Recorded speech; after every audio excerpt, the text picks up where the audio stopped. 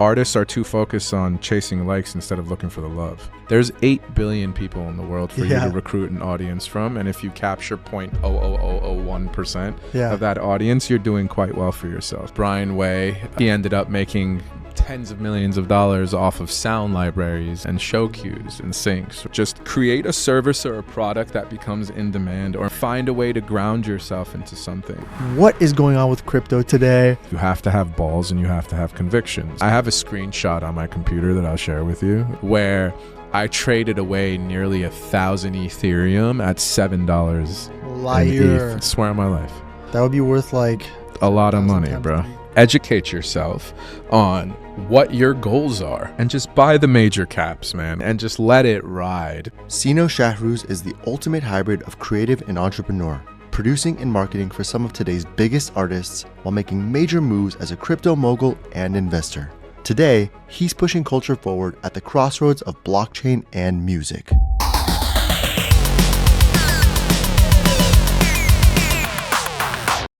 I feel like I'm going through like a shift in my life where I'm just changing who I am and my identity. And I used to like use social media as a means to... And like a pre-Lauren Sanchez Jeff Bezos and to post Jeff Bezos way, or like a Bruce Jenner to Caitlyn Jenner identity? Like a Bruce to Caitlyn. Like a Bruce to Caitlyn for sure. Yeah. But yeah, dude, we're live, man. We're live. We're going. So it's a pleasure to be here. It's a pleasure to have you. It's an honor to be here, man. Very proud of you, bro. Proud of you too. I appreciate you. Thank you, man. It's been so many years of just, you know, collaborations and kinship and brotherhood. Absolutely. But also on the other end, tension sometimes and frustration with obviously trying to achieve the best we can do, and sometimes facing certain limitations. You know? But dude, it's an honor, man, and I appreciate you being in my corner, my brother. You know, and it's great to be here, bro. Bro, I'm very proud of you, man. You've put together such an incredible project. Watching you put it together, watching you grind to make it happen, it's been a true pleasure, bro. I've always seen your ascension, and I've had the pleasure, for those who don't know, of knowing you for a good 12, 13 years now. You know, close to it. So thank you, bro. I've seen the ascension, bro, and from the organization and the attention to detail, from the very first moment I met you, I knew there was something about you, that you were going to be successful, you were going to be a pioneer in your field, and I think it's only a matter of time till the whole world knows your name, bro. In one way or another. Truly. So it's an absolute honor to be here, bro. It's a spectacular achievement with the set that you've put together and what you've done. It's awesome, man.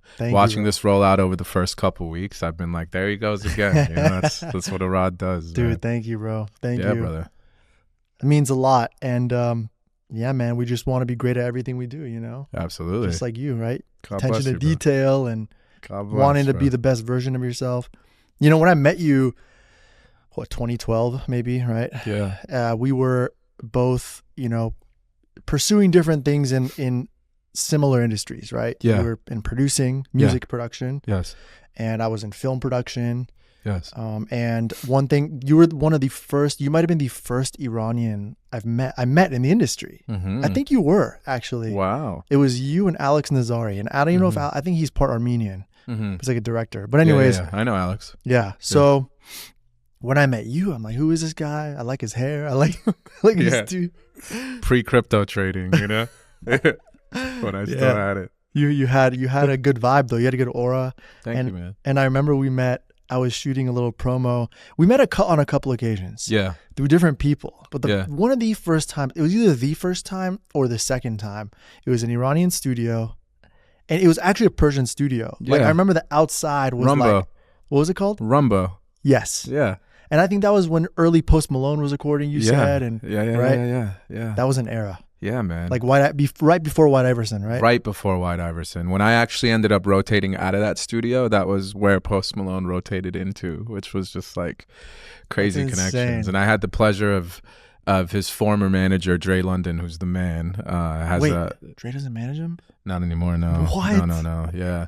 But Dre London has this amazing tequila brand called Don Londres, which is the best tequila on planet Earth. Is it good? Like, bro, honest to God, the best tequila on planet Earth. Like, I'm not just saying that. Like, so smooth, Obviously be of age when you drink, but so smooth, like you don't have any hangovers because there's no additives, and like they're just rolling it out the right way, letting it take like an organic hold. And when I had the pleasure of connecting with him years later and we touched on that studio and what it was just like a weird synergetic moment of like life is a trip in that way, you know? But yeah, it was Rumbo Studios. It was 2012, and I remember the first time that I met you. I think you were working on like a Kid Ink shoot or something like that. It was either Kid Ink or Kid Upstairs. There's two different, you know. Oh shit! Yeah, kids. That's what I'm saying. It was like what you said. There was Kid Ink and there was Kid Upstairs. I just can't remember which one came first. Yeah. Did I meet you through Kid Upstairs? I think that was the first time. No fucking way, bro. I think that was the very initial time. Damn. I think. That's a trip. Yeah, dude. Wow. That's actually bugged out. But yeah, I remember you, bro.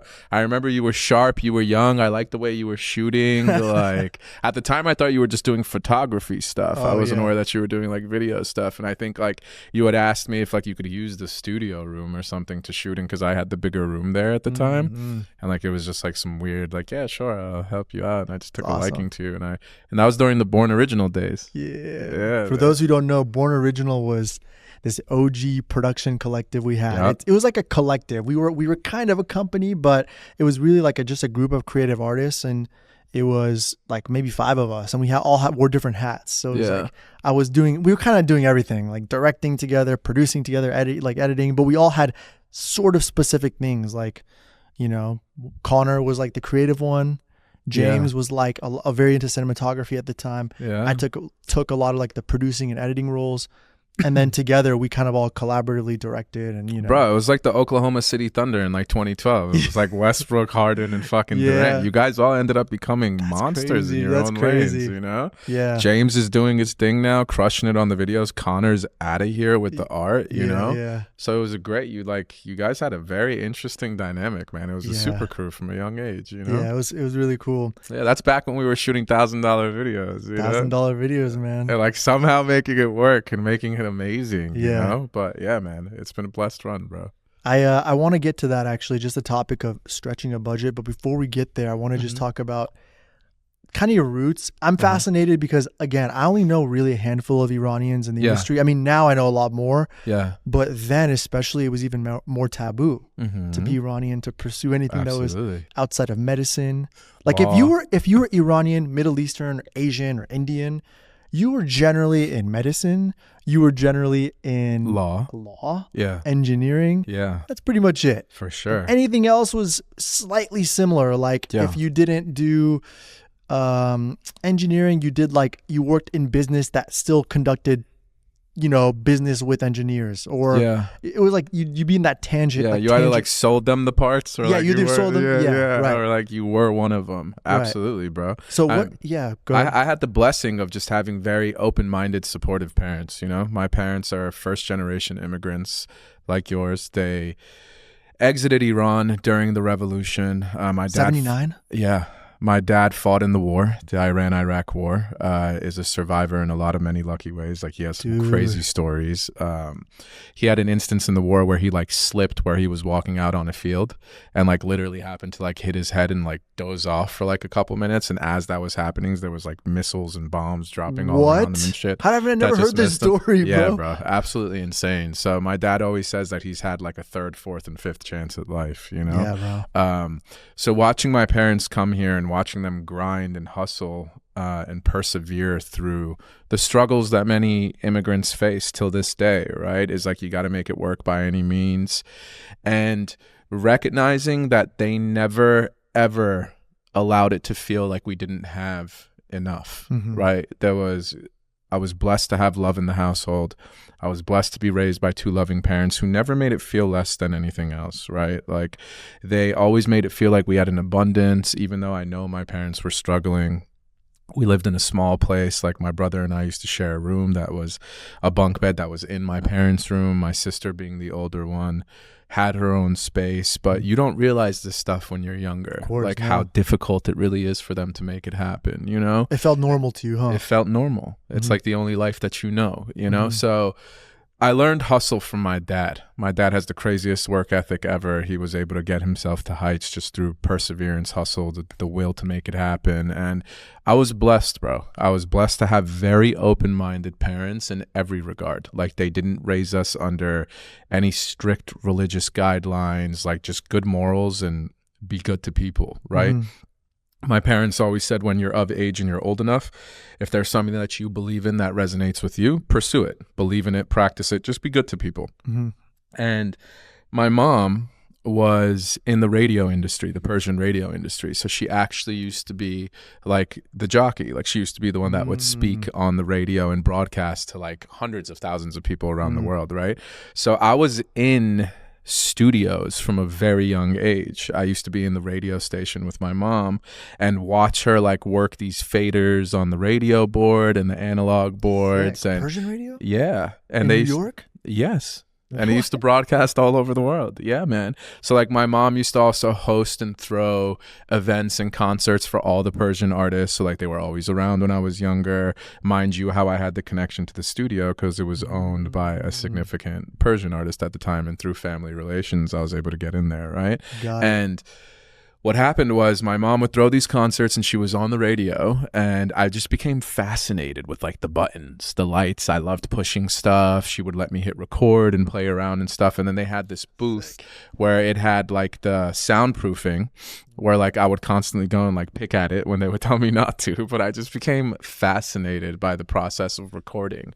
So that's what opened up my mind to it initially. So from a young age, I became fascinated with how to shape sound. Like, how do you process vocals? What's the process of engineering? And just through self-education and observation, and my mom putting me in touch with some people who are already established in the industry, they were like, look, like, there's engineering, there's production, there's writing, there's post-production, there's a whole bunch of stuff that you can get into to kind of establish yourself in the industry. And I'm the type of person that when I touch something, I want to know it all. Like, I want to turn over every side of it, every card. And that's what I did. So from a young age, I was in pursuit of like the mixing side, you know? So my parents put me in touch with the right people. Again, a blessing. I was able to have some great mentorship from early on.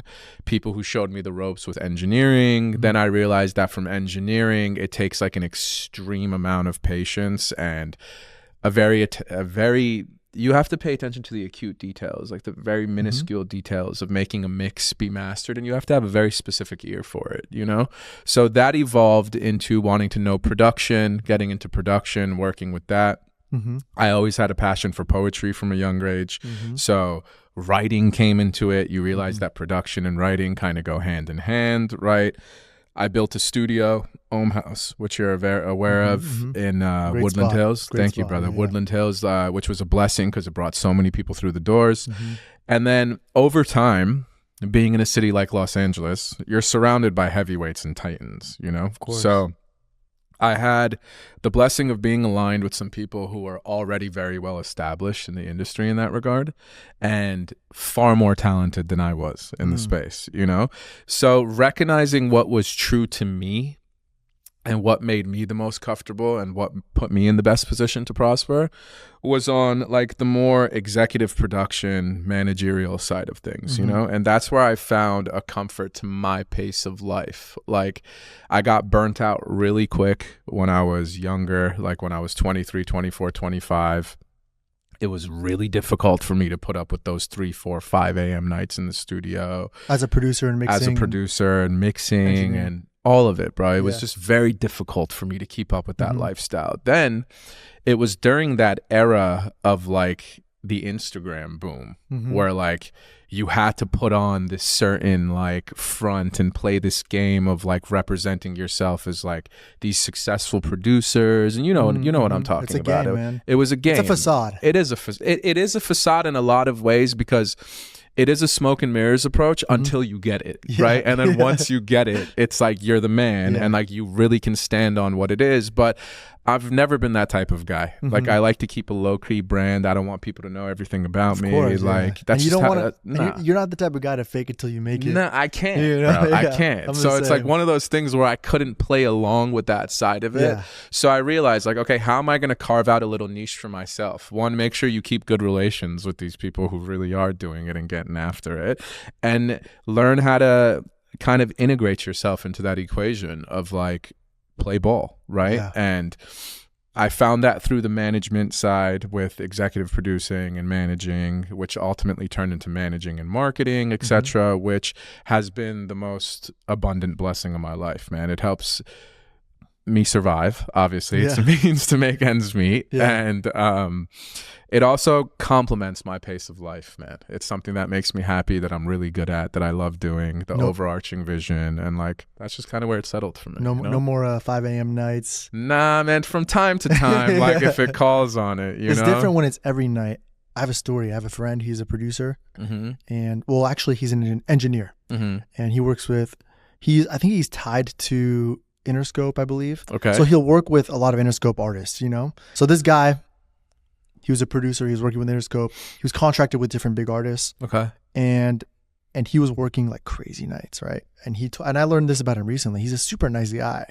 And you would never expect him to even be a producer. Like if I met him on the street, I wouldn't even know he works in music.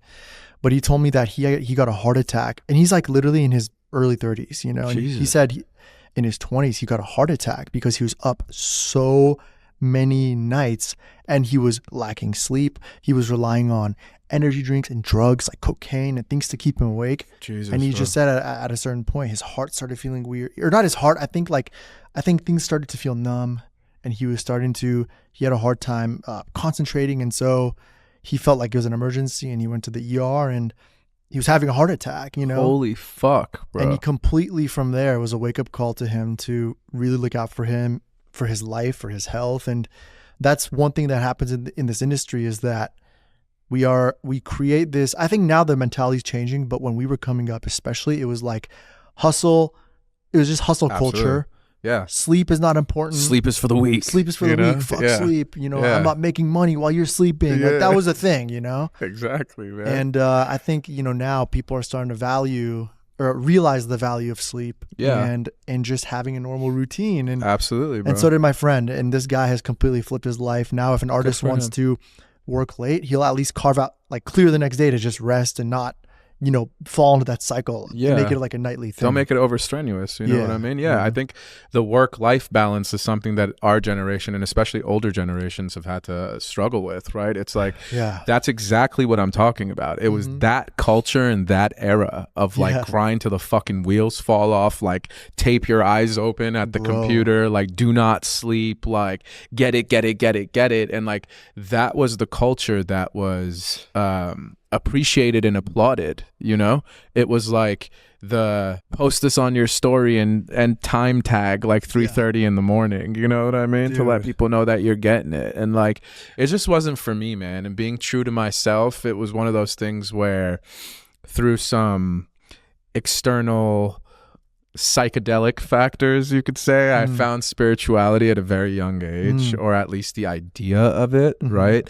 And it's just what resonated with me energetically, man. Yeah. Like I wanted to be in a different place of purity. I wanted my mind to be clear. And like, I recognized myself getting run down. Like even when you're in the studio with artists and they're smoking, they're drinking, rightfully so, whatever alleviates the process for them and helps like the creative wheel flow, I respect, right? But when you get caught up with that and you're working with 6 different artists a week, right? And you turn around and 6-7 months has gone by and you realize like you haven't seen the sun in 3 weeks and like you're sleeping till fucking 2:30, 3 o'clock, then like not eating healthy, and then it was just destructive. Yeah, it was absolutely destructive. And if you don't keep a balance for yourself and if you don't keep yourself grounded, right? You're fucked, bro. Like you're going to turn over and it's going to be wrecked. I think that's part of the reason why a lot of musicians and celebrities and that, right? They have really short lives, is because they spend their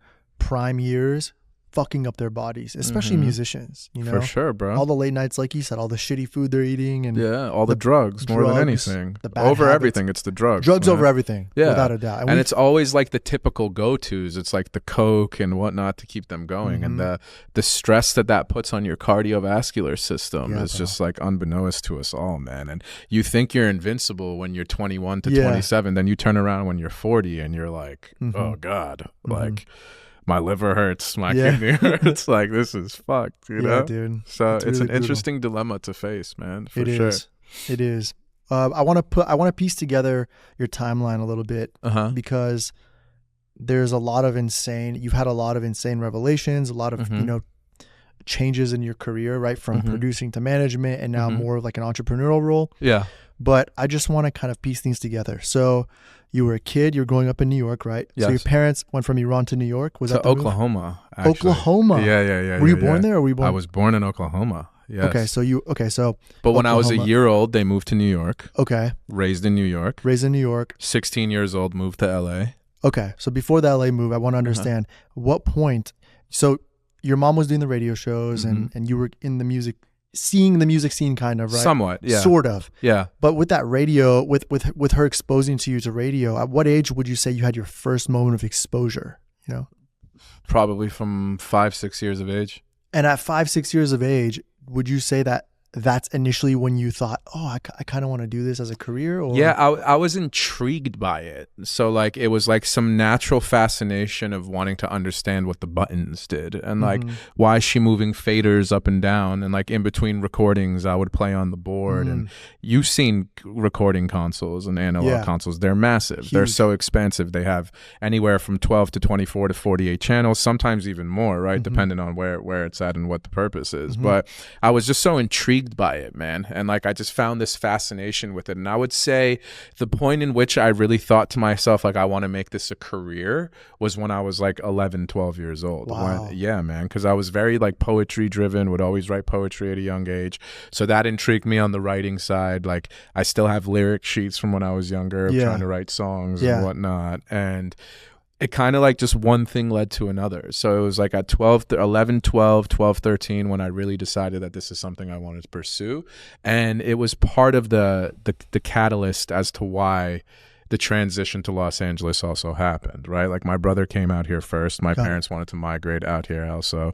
My mom was kind of tired of the cold with New York. How much older is your brother than you? He's 6 years older than me. Okay, so he was at a different point in his life. Completely different point in his life. So... And before that, when you were 11, 12, did you want to ever do anything else? Did you ever have interest in other careers? Or I really didn't. No. Yeah. You always kind of knew.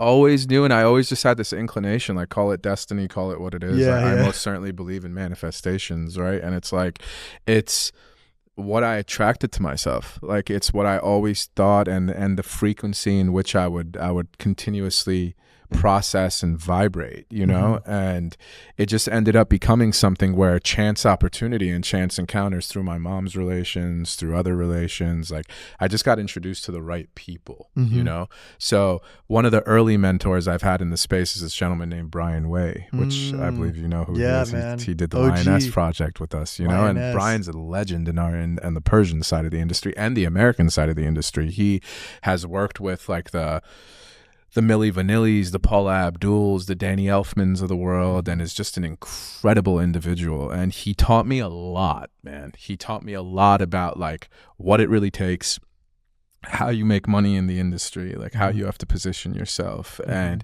how relentless you really have to be. Like Brian is one of those people that, God bless him, I think he's like in his later 50s now, right? Has the energy of a fucking 18-year-old. Like he bounces off the walls and works all day. He just can't get up. He can't stop. He loves it. He loves it, man. Yeah. It's what keeps him going. And he's like one of BMI's most registered songwriters. The dude has like 50,000 fucking tracks registered because he does all these scores for televisions like Discovery, like the Judge Judy's and E of the world, you know, and has built this library for himself that's incredibly lucrative and expansive. And they call that syncs, right? They call that syncs. syncs, yes. And So it's when you sync music, you're licensing it to shows and yeah, movies? and it's a syncopation. So it's to like trailers, movies, films, television, scores. Like when you're watching like Discovery Channel and like it's like a scene with an animal hunting, there's music in the background, right? That has to be delivered by someone. So usually what they do is they create these expansive sound libraries that they like license to these companies like Discovery and Fox and whatnot. And they go and you have to like, they can basically adjust it and filter it down to mood to be like, we're looking for some ambient, suspenseful type of this. And then they select it from that, you know? Got it. But I had great mentorship at that age. But I would say the moment of putting it on your timeline, of it really expanding into something that became tangible, and I realized it could actually be a career, was around the age of like 16 years old. Okay. You know, is when I really started getting heavy into it. Okay, I see. Yeah. What did you meet Brian here in LA or back in New York? I spoke to him originally and met him briefly in New York when I was young. I'll never forget it. I was at a restaurant, like one of these Persian restaurants with my parents, where like at the end of the night you sleep on them putting like two chairs together, you know what I mean, while they're just like raging in the background till like 3 a.m. And I was like 12 or 13, and my mom put me on the phone with him, and she was like, this is Brian Way, he's like an incredible producer. Ask him some questions. And he was like, hey buddy, like, so like, what are you interested in doing, you know? And I was like, I want to produce, I want to do this, you know? He's like, so when you come to LA, make sure you link up with me. Like, we'll make something happen. I'll show you what I can show you. And yeah, so then I actually had the chance to run sessions with him for like an extensive period when I came to LA. Okay, got it. Yeah. And what did Brian tell you about making money and producing? Like, what was your first, because he definitely probably planted the seed that, okay, I can actually make a career out of this. Yeah. So what did he tell you to give you that hope as a 16-year-old or however old you were, you know? It was being brutally honest. It was, you kind of aim for the left and you end up on the right, you know, in the sense of what you think you might evolve into.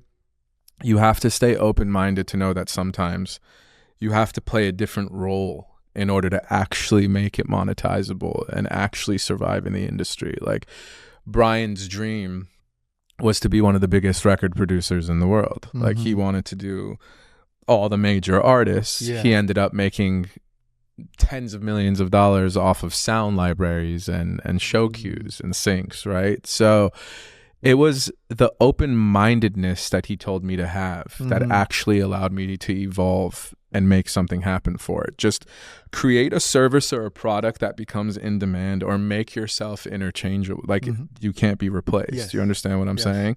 And find a way to ground yourself into something. So he gave me the hope more than anything. Like, he was that little flicker of light in my head that was like, okay, so I see this guy, he's got a beautiful home, he's got a beautiful life, like he's doing his thing, right? Like, that means it's possible. So like, if you put your head down, go balls to the wall, actually pursue it, keep an open-minded approach to like, look, it's going to take some evolution, you might have to pivot this way, that way, but like, ultimately you'll find your way. That's why I was so open to allowing myself to evolve. Like, wanting to be liked is wholeheartedly a weakness, you know, and like pursuing the action of wanting to be liked, especially in our industry, bro. Absolutely. Bro. So you have to be open to live and die by your own judgment, brother. You know what I mean? It's between you and your maker ultimately, right? Like, so keep the faith, stay grounded, and understand that like, things change. So like, when I would hit a wall with something and I would recognize that it wasn't ringing true to me, or it wasn't something that I wanted to do, I would look for the next best thing while staying in like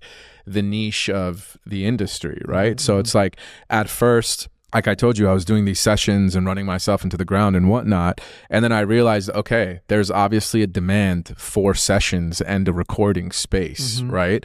Which is what opened up my idea to like, let me build a studio. And like, it took me almost 2 years to build it. I went in with like a $10,000 budget and like 3-week timeline, and it was like 30 times the amount and like literally 2 years worth of time. You're talking about Ohm House, right? Talking about Ohm House. But through the grace of God, like, somehow it finished and got done, and that opened up this entire other angle of pursuit in the industry, right? Like I was making money day over day from renting out the place, bringing talent into the space, getting involved in records, doing production stuff, helping with marketing. And it started to make like this all-encompassing approach to like where I realized I could put my hands in different places. Yeah, you created an ecosystem for yourself. Exactly. Yeah. And like what felt the best for me in that space, you know? How do you, this is actually really fascinating to me.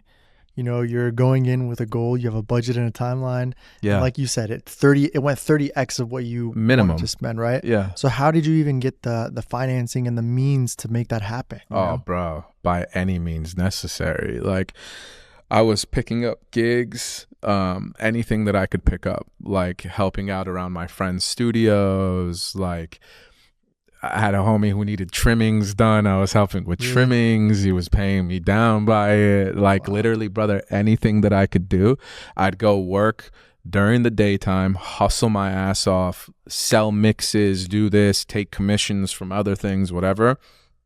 Come back at the end of the day and pay my contractor out daily or every other day, literally with whatever cash I had to my name. Like I maxed out credit lines, which thank God I paid off in full, but I put myself in a little bit of a bind to make it happen. You know? Kind of slightly over leveraged yourself, but knowing. Not slightly, completely. You did. Completely, So bro. you over leveraged yourself, but you busted your ass. You took Busted gigs. my ass. You basically utilized any skills you knew to get the money, like you're mixing or producing, whatever. Bro, I'm talking anything. But then that you would said come trimming up. hedges and Yeah, bro, so, anything. Yeah. Trimming all kinds of odd hedges, jobs. you know? Yeah, man. Yeah. It's like literally anything that I could possibly do. Like by any means necessary, I put my head down. I was grinding. I was hustling. And I had just the blessing of things kind of falling in place one thing after another. I always kept the faith, man. Like while my contractor was cutting and like I'd come and scoop out sawdust and shit and like literally clean up the space every day for him to come back. And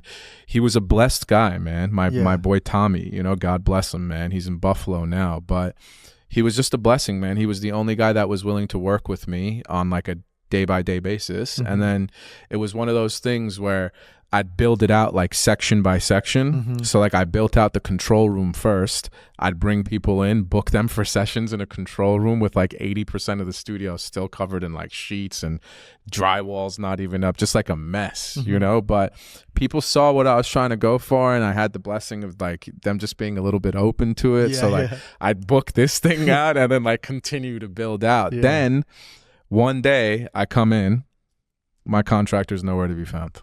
Can't get in touch with the guy. Tommy? Yeah, man. What? So God bless him for the first phase, right? You know, and like I'm not throwing dirt on anything, but I can't find the guy. Can't get in touch with him for like a couple weeks. I'm stressing, bro. I got to pay the rent at this place. Overhead is piling up. I'm trying to get it done. I'm like, bro, there's like 60% of this shit that's still not done.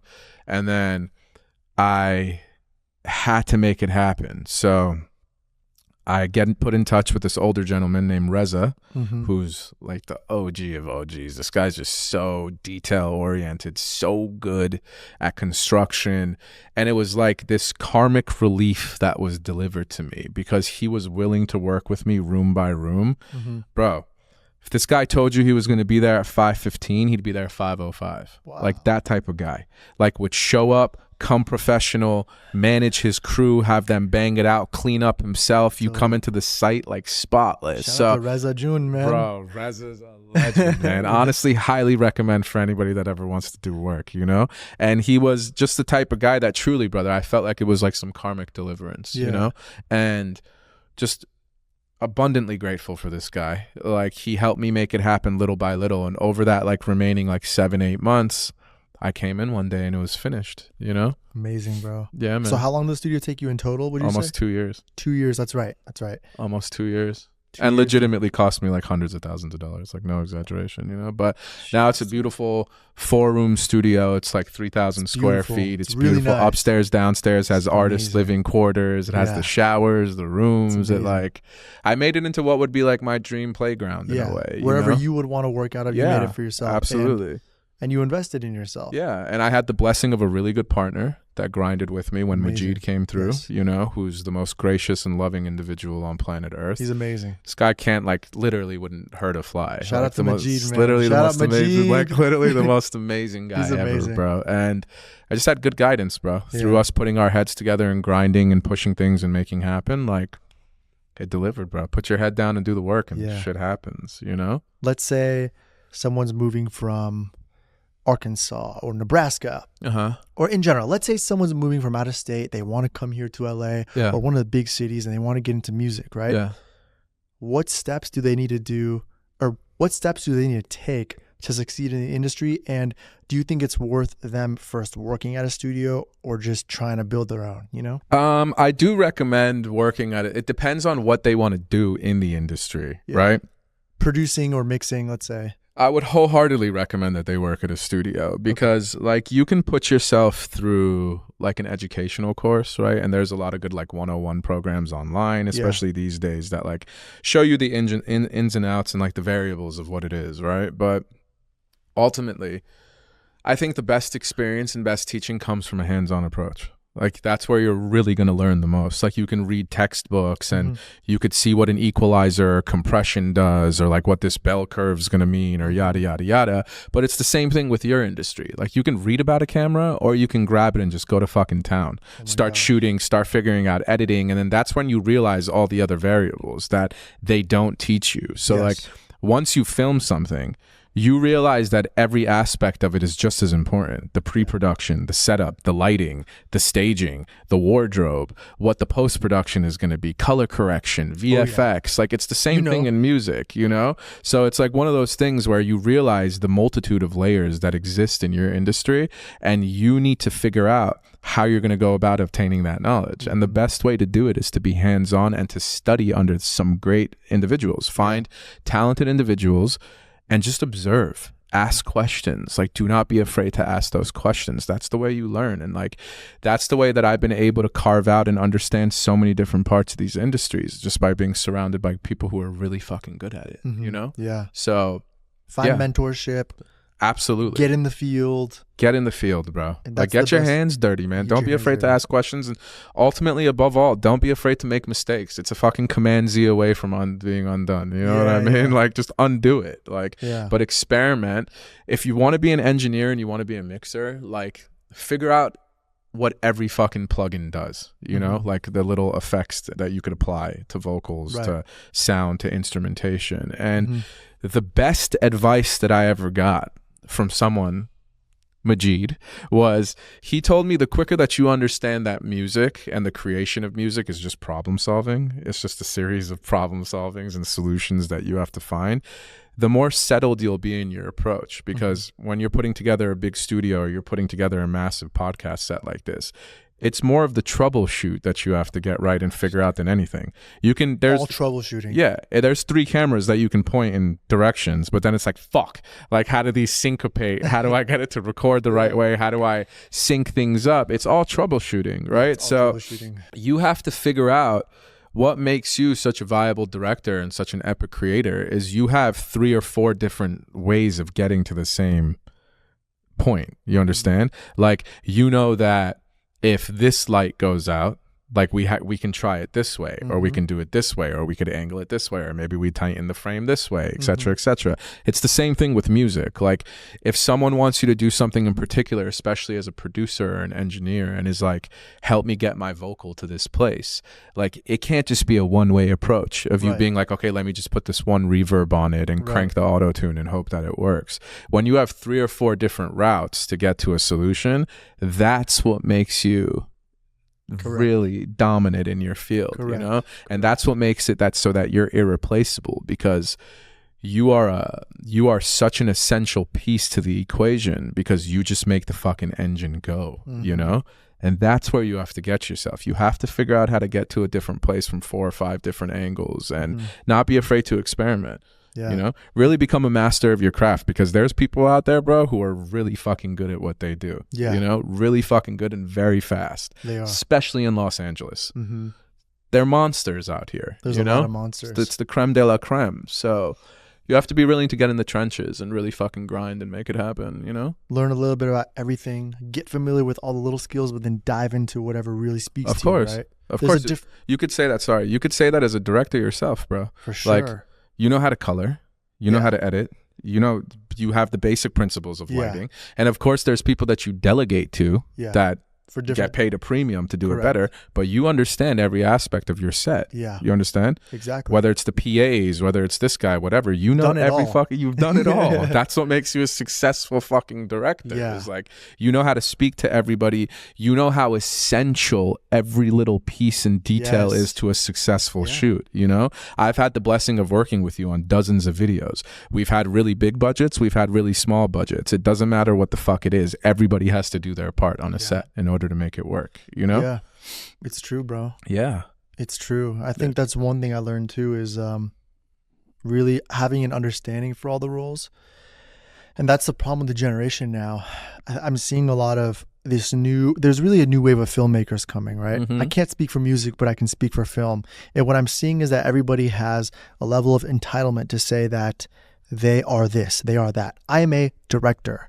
I am a DP, which you can say that and you should say that, right? If that's what you're passionate about and that's what you want to do, then you can claim that. But the problem is that they're jumping into this role too early without having any general knowledge of anything else. Yeah. Right. And so that creates a lot of issues. Like, let's say someone says, I'm a director, but then they're on set and they don't really know how to communicate to their actors or to their crew. Yeah. Then it creates a lot of issues, and you may not be the best version of the director that you could and should be. Yeah. Right? Because you never wore those other hats. So what I always tell people, and you touched on this, is like really get familiar with everything, right? Absolutely. Learn all the roles and leverage that. You know, you don't have to like, if you hate editing, but you know how to edit, that's okay. 100%. You should still know how to edit, because if you're in the edit room, let's say you're working on a film, let's say it's your first feature film and you're in the room with the editor, if you need to make a tweak that's a little bit hard to explain, you could at least make that tweak yourself, or you could show them how to do it,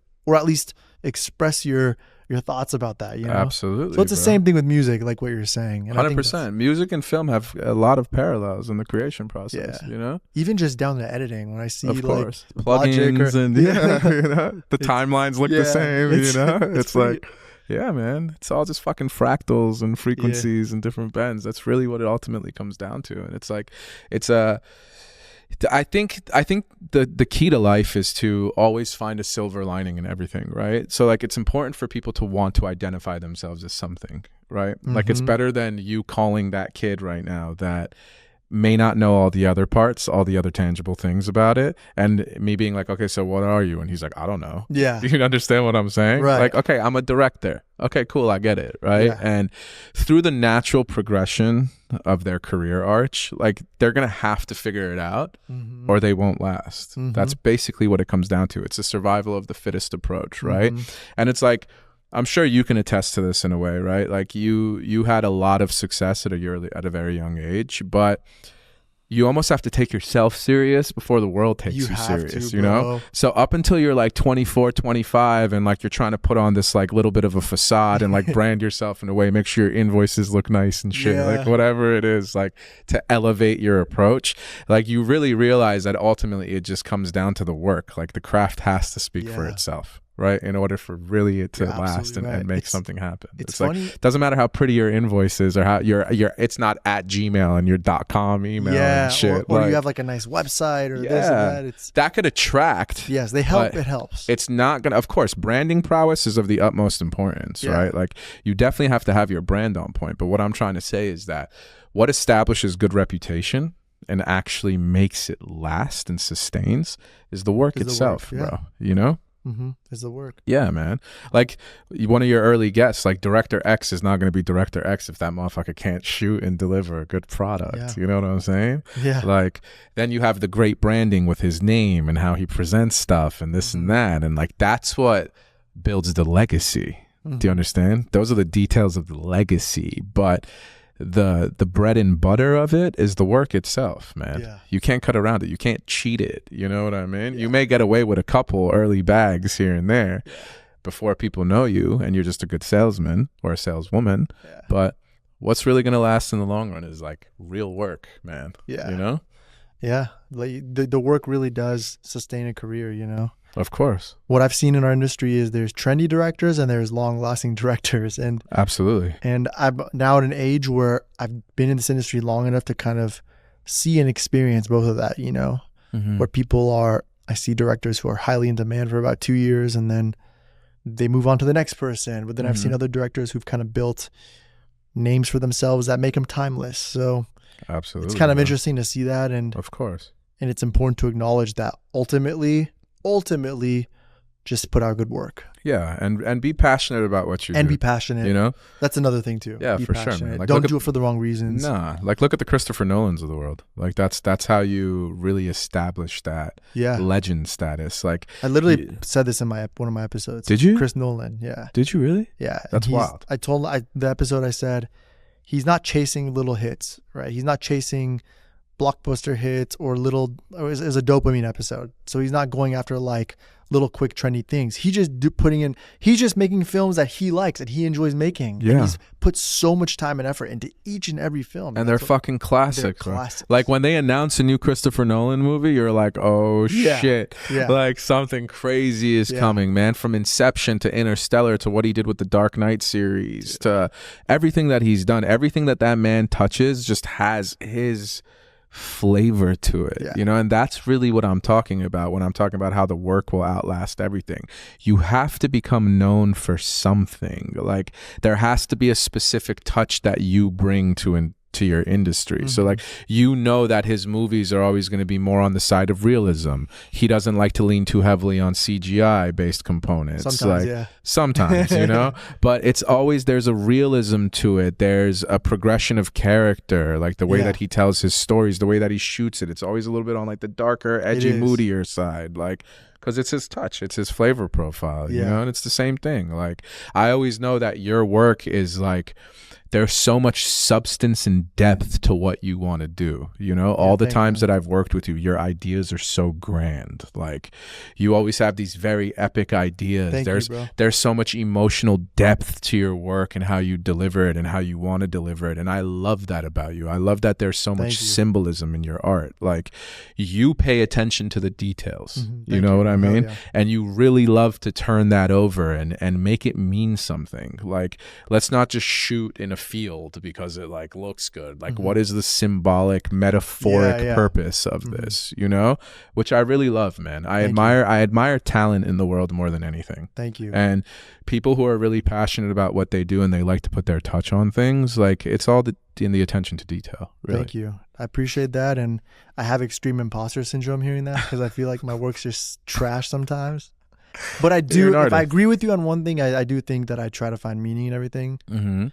But fuck, sometimes I just feel like it sucks. Of course, that's how we all, that's natural human, that's just natural human instinct, bro. Like you're always going to question things. And it's like, you know how many times I've been in the studio with artists, high caliber artists, where they're so gassed on the demo for the first like 20, 30 minutes, like bouncing off the walls like this is the best song I've ever made. Then it goes to like, all right, let's try and fix these parts. Then like you'll see the mood crash and it's like, fuck, maybe this isn't that good, maybe it can't be fixed, to like literally an hour later them being like, nah, fuck this, like next idea, you know? And it's like literally, bro, an hour ago you were just telling me this is the best song you've ever recorded in your life. Like how the fuck did we just arrive at this point, you know? Bro, I see it every day, you know? I've had artists message me before we've had massive campaigns go live. Like I'm talking, brother, like an hour before campaigns are supposed to go out and they're like, do you think I could do this? Like, are you sure like we should do this? Like, should we hit go? And I'm just like, what? Like we just lined up this whole thing. We have a fucking 3-4 months like we just set up everything. We shot all this, we did that. Like, what are you talking about? Like it's normal. So being a manager and being in marketing, you're more of a psychologist than anything. So it's just like you got to talk them down off the edge. But brother, that's human nature, man. Yeah. Like we question ourselves every day. You could push 250 in the gym on a bench press and you're like, fuck, why can't I do 255 like the guy next to me? You know what I mean? That's just like natural human instinct, bro. Like I just think that's how we're meant to be wired, and that's what pushes our species forward. If we were content with just settling at an axe and chopping trees, how the fuck do we ever get to emails? You know what I mean? It's like, if I throw you in the woods with an axe, Like, how long before you can fucking send me an email, brother? You know what I mean? Right. Like, something has to push the species forward, you know? Right. You talked about management and dealing with certain artists, and I'm curious, first off, why management? You know, why did you get into that? Because it's such a difficult game. It is. It's so much. Management in music is more than a full-time job. Oh, for sure. It's 2 jobs, 3 jobs. For sure. Because it's 24/7. It's your whole life. And you're almost a parent to a degree. Right? 100%, bro. So I'm curious why you chose management, or how did that evolve from producing to management? You know, I'm detail obsessed as a person, and a little bit of a control freak in some ways, like in a good way, right? I'm like the type of person that when I go on vacation, I have like an itinerary for like every minute of what I'm going to be doing. You know what I mean? Like color coordinated, like what we're going to be doing. I never like downtime when I'm in places, right? So I always love to be proactive. So I think it was just natural evolution of proximity to situations. You know, like when I was involved in production, when I was involved in the writing of projects, when I was playing that EP role, I didn't think anybody could do it better than me. To be honest, in the most gracious, humble way possible. You're confident, man. I don't mean that in like a big-headed approach. I get it. I didn't trust anybody enough to care as much as I did. Yeah. You really care about everything. You know what I mean? Yeah, you really so care. It's like, are they going to love you and love this as much as I do? You know, like, can I trust to hand this off to someone who, like, are they going to put in that 12th hour to make this happen? Yeah. Are they going to cover all the bases and see what this is? And there's been a lot of times that I've delegated and it's been abundant and it's been amazing. But a majority of the time, bro, I'd rather live and die by my own decisions and actions. You know, like I could lay my head down at night knowing that something failed or didn't come to fruition by my decisions, rather than be like, I just didn't want to deal with it and let me delegate to someone else, and then it crumbles. And then, well, who's to blame in that situation?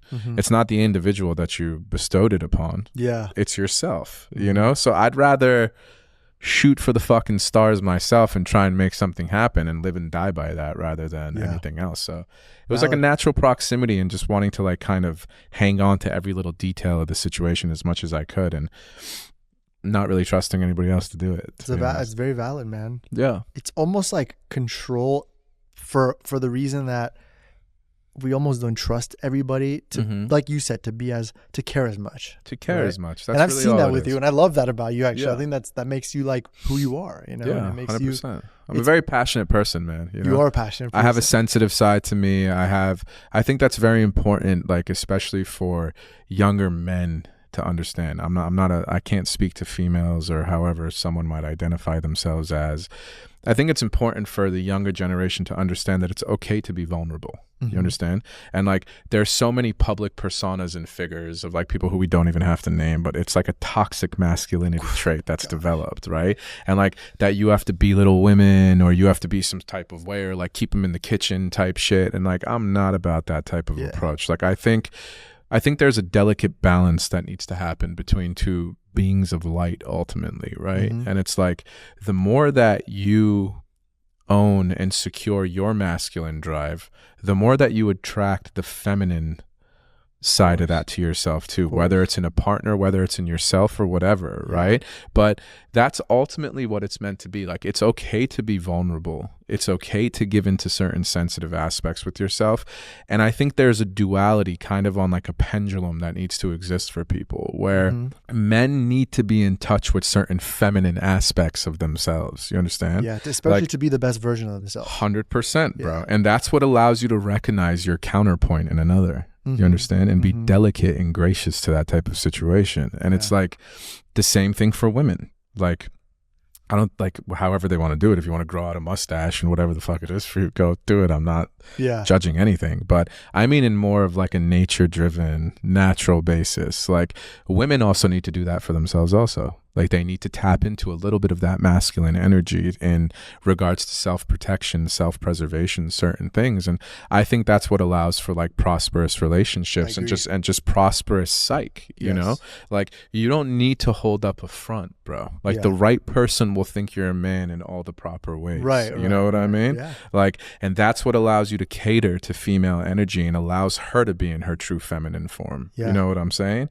Like, but it doesn't come from you being like some like like psycho-driven, toxic, masculine like energy. Like that's not what it is. And like a lot of people have to understand that like even these individuals that I'm referring to, they surrender to someone at the end of the night. You understand what I'm saying? They have their spouse or their significant other, and they play these inflated personas online because it attracts business, right? Like you capitalize on a young, impressionable mind that is like, wow, like I see flashes of the Lamborghini and the cigars and fucking this and the glasses and yada, yada, yada. Millions of dollars. And like, that's who I need to be to get it. And I'm telling you, it's not, you know? It most certainly is not. Like, be true to yourself and the right people will complement you in that equation, you know? You ever see someone who walks into a room and they just light up the room? Yeah. Like, that's a great example of someone who can embrace both sides, you know, 100%. The masculine or the feminine, you know, Absolutely. and or the feminine. Absolutely, bro. And I think just touching on what you were saying, I mean, you had so many valid points, so many gems, bro. And one of the most important takeaways is also like to not let insecure drive you further into insecurity. Well said. The guys who are overcompensating for their insecurity are becoming verbally abusive or toxic to friends or partners. Yeah. That's all. You're just digging yourself deeper into a hole of insecurity. Of course, man. Like there's certain principles that men always need to remember, right? And it's like women or your partner, there's few pillars that they ask for. It's like communication, right? Like trust, respect, bro. It's three pillars that there's subcategories to it with like love and certain tangibles, but it's ultimately comes down to those three pillars. And like you remember, like based off of instinctive drive, like men fall in love with their eyes, women fall in love with their ears, you know? And it's one of those things that... Where does the brain and heart fall into that? That's up to interpretation. You know what I mean? It depends on it's up to interpretation for sure. But that's the root of the principle, is like that ultimately is how we're defined by nature to be compatible. Like when we break down those certain barriers for ourselves as the opposite sex, like that's what makes it fruitful and abundant. Like that's truly wholeheartedly what I believe. Like when you're able to surrender certain parts of yourself, but still be able to lead how you're supposed to as a man, you understand? Like it'll work out. You'll find the right compatibility for yourself in life, you know? Very powerful words. And I want to take that same philosophy and apply it to the workforce, right? As a director, I have to lead with compassion. Nobody's going to be excited to work with me if I'm leading with insecurity or aggression or, you know. Maybe this guy has no idea what the fuck he's doing. Right. And so it's the same principle that you take from a relationship or a friendship or kinship, family, whatever. You take those same skills and qualities and you lead by example in whatever you're doing. So for me with directing, I'm embracing my vulnerabilities too, you know, and I'm telling people why I want to shoot this way or why my vision is like this. And if they are truly, you know, a crew that looks out for you, then they'll understand that and they'll respect that and it'll make them respect you more. So if you're in any creative field, it's okay to be vulnerable and it's okay to not always have the answers. Yeah, man. You should still look and act confident as if you do know the answers. But if you don't, you can still, you know, you should be able to trust your crew to help you fill in any voids you may have. Right? Yeah. Does that make sense? Absolutely it does, bro. Like lean on the people that you've confided in and brought around you for a reason, right? They make you stronger. Like you have to trust in accidental greatness. Like that happens on so many occurrences. Like whether you're in the studio and you plug something into the wrong route and you get this vocal playback and you're like, holy shit, that's Justin Timberlake's Sexy back. You know what I mean? Like all these little moments of accidental greatness that occur that make something greater than you even anticipated. So like you have to trust the process and you have to be okay with not hitting every mark, right? Like I'm sure we've had the experience where we've been on set together on very expensive sets and it's like, look, like on the fly, you're telling me, brother, like, we're going to have to adjust this and like try and shoot this thing at the end when my crew sets it up this way, or like we're not going to be able to get this last fucking 5 minutes in, but it's okay. Like, we're going to make it work. Ultimately, it's going to deliver whatever's meant to be is meant to be. Bro. If it's meant to be great, it'll be great. Like, and you can't force that hand, right? And more often times than not, when you just trust the process and you surrender to things, it comes out greater than you ever even hoped for, you know? I said this every single time. I said this on your show that my DP Moz from Lioness, amazing guy. I'll never forget what he told me. He told me, if it's meant to be, it'll happen. It'll unfold that way. So if you're on a shoot and things may not go exactly how you may have imagined, but they still are unfolding in a different way, that's okay. Of course it is. It's okay. Of course it is, bro. You know, we were scrambling to get this shot during sunset. I was hoping, because the day before or 2 days for Lioness, we scouted like 1 or 2 days before. It was gorgeous. There's like, you know when during sunset there's a lot of clouds in the sky, and then the purple light refracts off the clouds, and so the sky just looks crazy. Magical. It looks crazier than a clear sky. Yeah, it looks insane with the right amount of clouds. And we were just hoping, like, oh my gosh, we hope the sunset looks like this when we come back. Sure enough, nothing. Clear sky, no clouds. And I remember we were kind of like running a little bit behind, and me and Moz looked at each other, and we had to scramble to get that last sunset shot. And I was so angry. I was like, dude. Was that the one where she's screaming? Yeah. And I was so mad. I was like, oh, this is not how it's supposed to look. I really wish it looked like how it did when we were scouting. And I was upset. But then, you know, after that scene, he told me, you know, exactly what I just said about how it was just meant to, that scene was meant to be that way. You know, and there's no way you can fight it. What am I going to do? Fight nature? No. And brother, the truth of the matter is that no one pays attention to that other than you. Like, to be honest, like, that fucking project came out spectacular, and never one time have I watched it over the dozens of times that I've watched it and been like, shit, like, there should have been more clouds in the sky during this scene. It's just because you care about it that much. You know what I mean? So only you are going to be driven by that amount of detail. Like, it's the same aspect on the music side. Like, we always joke about this. Like, if I point out to 90 some odd % of listeners, I'm like, can you hear the hi-hat? They're going to look at you and be like, what the fuck is a hi-hat? You know what I mean? That you spend hours like meticulously trying to adjust like the dB and make sure that the levels are right. You know what I mean? True. And it's like, no one gives a fuck, bro. Yeah, it's true. Like, they don't give a shit. They don't care as much as you. Consumers are here to be entertained. You know what I mean? That's it. And if you deliver a product that they can resonate with emotionally, or it speaks to them in a different way, like, we're all the same as an audience ultimately. Like, why do we laugh at the same things as humans? Why do we cry at the same scenes? Like, why does it move us in the same manner? Because, brother, we're just a bundle of fucking energy. We're a field of energy that just dances amongst itself, bro. Yeah, we are. And like, ultimately, that's all we are. Yeah. It's just this ebb and flow of humanity and this conscious observation that we get to experience that is nothing short of magic. You know? So just put your little touch on it and let the ripples take effect, man, and just let the fucking universe do what it does. If it's meant to be great, it'll be great. Trust the process. Yeah, I wholeheartedly agree with you. This kind of leads me into the next thing I want to talk about, which is essentially creating for yourself, creating art for yourself, right? We did Lioness together. That was the first time in my career where I was creating everything from scratch, from a little bit of dialogue to the poetry to the music. We did, you kind of spearheaded that section. Absolutely. And we created something that was sparked from an idea, that was sparked from an emotion. Yeah. That was sparked from a movement. Sparked from an innocent life, you know? Exactly, right? And so that's exactly what it is, right? Like, humans, like artists especially, right? When we create art, a lot of it's in the moment, a lot of it's based off an emotion. Yeah. And my emotion at the time was anger, sadness, like fear a little bit, but also hope, right? So I had those 4 emotions.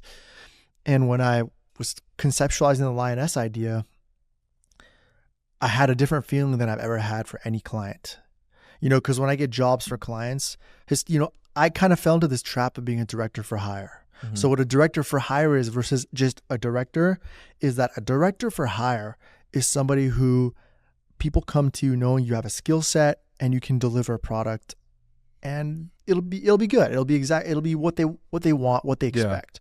But a director is an artist, right? So when you're a director, they're coming to you for your genius. Wow. You get what I'm saying? They don't really care. They don't really even want to know too much about what you're going to do. They just trust you enough to do it, and however it turns out, they'll be happy with it because it's innovative. They know it'll be innovative, right? And I kind of equate that similar to maybe someone like Kanye back in the day, or even now, like he still has a little bit of genius, or Tyler, the Creator. Tyler, the Creator is a great example, right? Where he's someone who's not, he doesn't conform to, completely, bro. He doesn't conform to society. Tyler doesn't conform to the trends of the industry. Tyler just creates for himself. So Lioness was a form of creating for ourselves, right? No pun intended. No pun intended. Or full pun intended. Or full, yes. But I just wanted to ask you, in your career of producing or even in management, have you ever been able to experience that?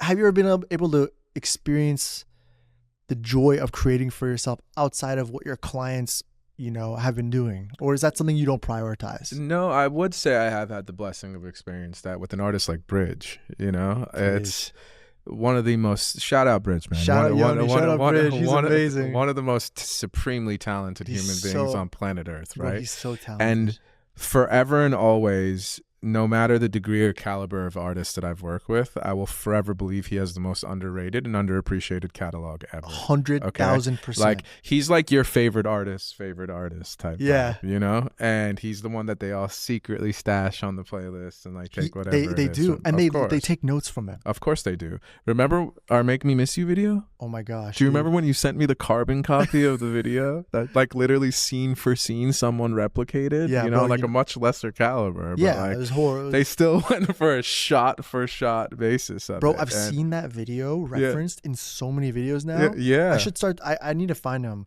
Yeah. But someone posted a screenshot of their story, and on their story, they had stills of their treatment, and their treatment had "Make Me Miss You" like references in their treatment. Bro. It's pretty amazing. That wasn't like a big video. I mean, for him it was big, but like it wasn't like a Taylor Swift video that's getting like 100 million views. No, just got a few million views. The streams got like 4 or 5 million streams or whatever it was. Yeah. But I did get to experience that with an artist like Bridge. Like I felt like him and I had this blessed synergy, right? Where like we really did do it for ourselves, in the sense of ourselves. Yeah, man, we really did do it for ourselves in the sense of we had like this blank canvas and like, ultimately his name was a reference to being a bridge between genres, and a lot of people don't know that. They were like, why would he bounce all over the place? Because the motherfucker wanted to bounce all over the place. You know what I mean? Man. Like he had no industry constraints. Yeah. He was free.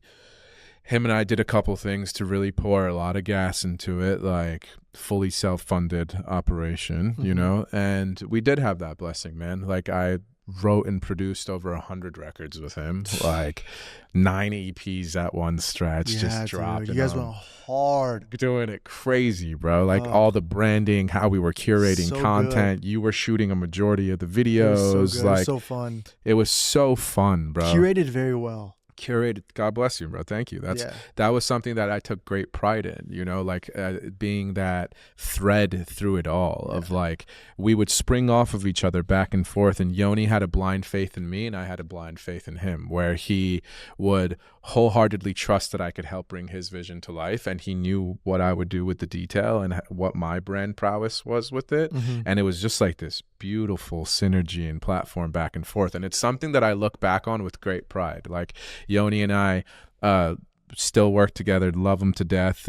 We've evolved into different spaces now, right, as life comes calling. But it was a very proud 6-year run that we had together of just putting out incredible music and getting it out the gutter, bro. Like when Yoni and I first started working together, like there was literally points where we would call each other and be like, okay, like who has more money for gas to like make it to the other one? Really? You know what I'm saying? Legit, bro. Like we'd split fucking sandwiches for lunch and be like, all right, like at least we're covered for 6-7 hours. Like let's just go focus on recording or doing what it is. Like holding each other down through the trenches. Yeah, you were in the trenches together.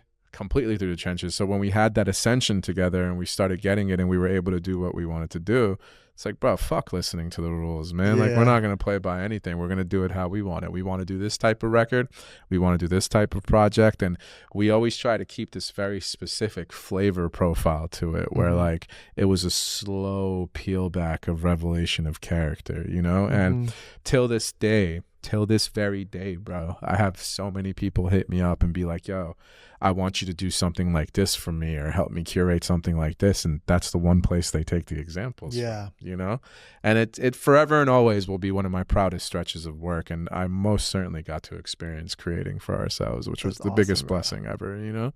That's why, to be honest with you, to have a very vulnerable and sincere moment here, it's after that, I have the blessing of still working with some artists now that I manage who are high caliber artists, right? Very talented individuals, very well established. Shout them out, man. Who is it? You know, I'll shout out Realist K, you know, because he's the youngin' who really is the one that is getting it. Super talented individual. But it's one of those things where the reason why I'm now more open to the plasticity of the situation evolving beyond just the confines of myself is because I have to be true to what my drive still is for it, you know? And the reason why I've like relegated to more of like a marketing side of things with the management is because that's where I can be true and represent the artist best, you know? I feel like I gave a lot of myself to that dynamic. Yeah. And you have to love what you do, you know?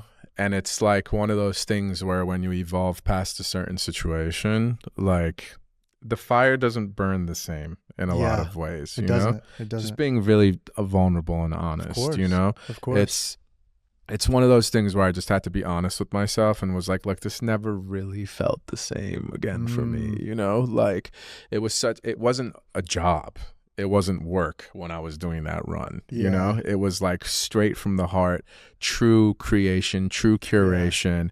And, that legacy lives on forever, brother. You never know where life takes you. You never know who picks something up out of a bin one day and how it translates. But that's the truth for why I've evolved to where I'm at now, is like you just gotta be honest with how it still burns, you know, how that flame still burns, you know? You have to be, man. Yeah.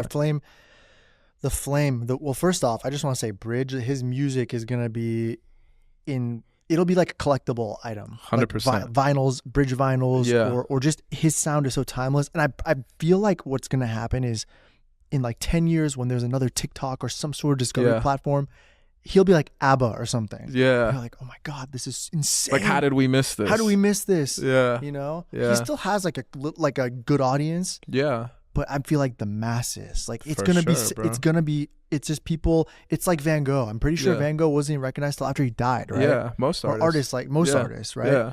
And I feel like for him, it's the same thing where he was just ahead of his time. I really think so. 100%. I wholeheartedly believe so, right? Yeah. And he's such a true artist, bro. Yeah. That like the guy could give a fuck about like posting and this and that. It was like being ahead of his time and being out of alignment with the current time. Dude, in a sense. You understand what I'm trying to say? I have a question for you, man. That's a very important point. Yeah. Because now art is so almost exploited. It's it's displayed in a certain way. Now people are not even thinking about making art for art. They're thinking about making art for algorithms. Yeah, they're chasing the moment. They're chasing, you know, the views and the likes, and to a lot of people that's the best way to blow up, right? Yeah, for sure. So in your opinion, because like we came up in an interesting time, right? Because we came up from iTunes slowly, then YouTube kind of came about, and then Spotify and all these streaming platforms.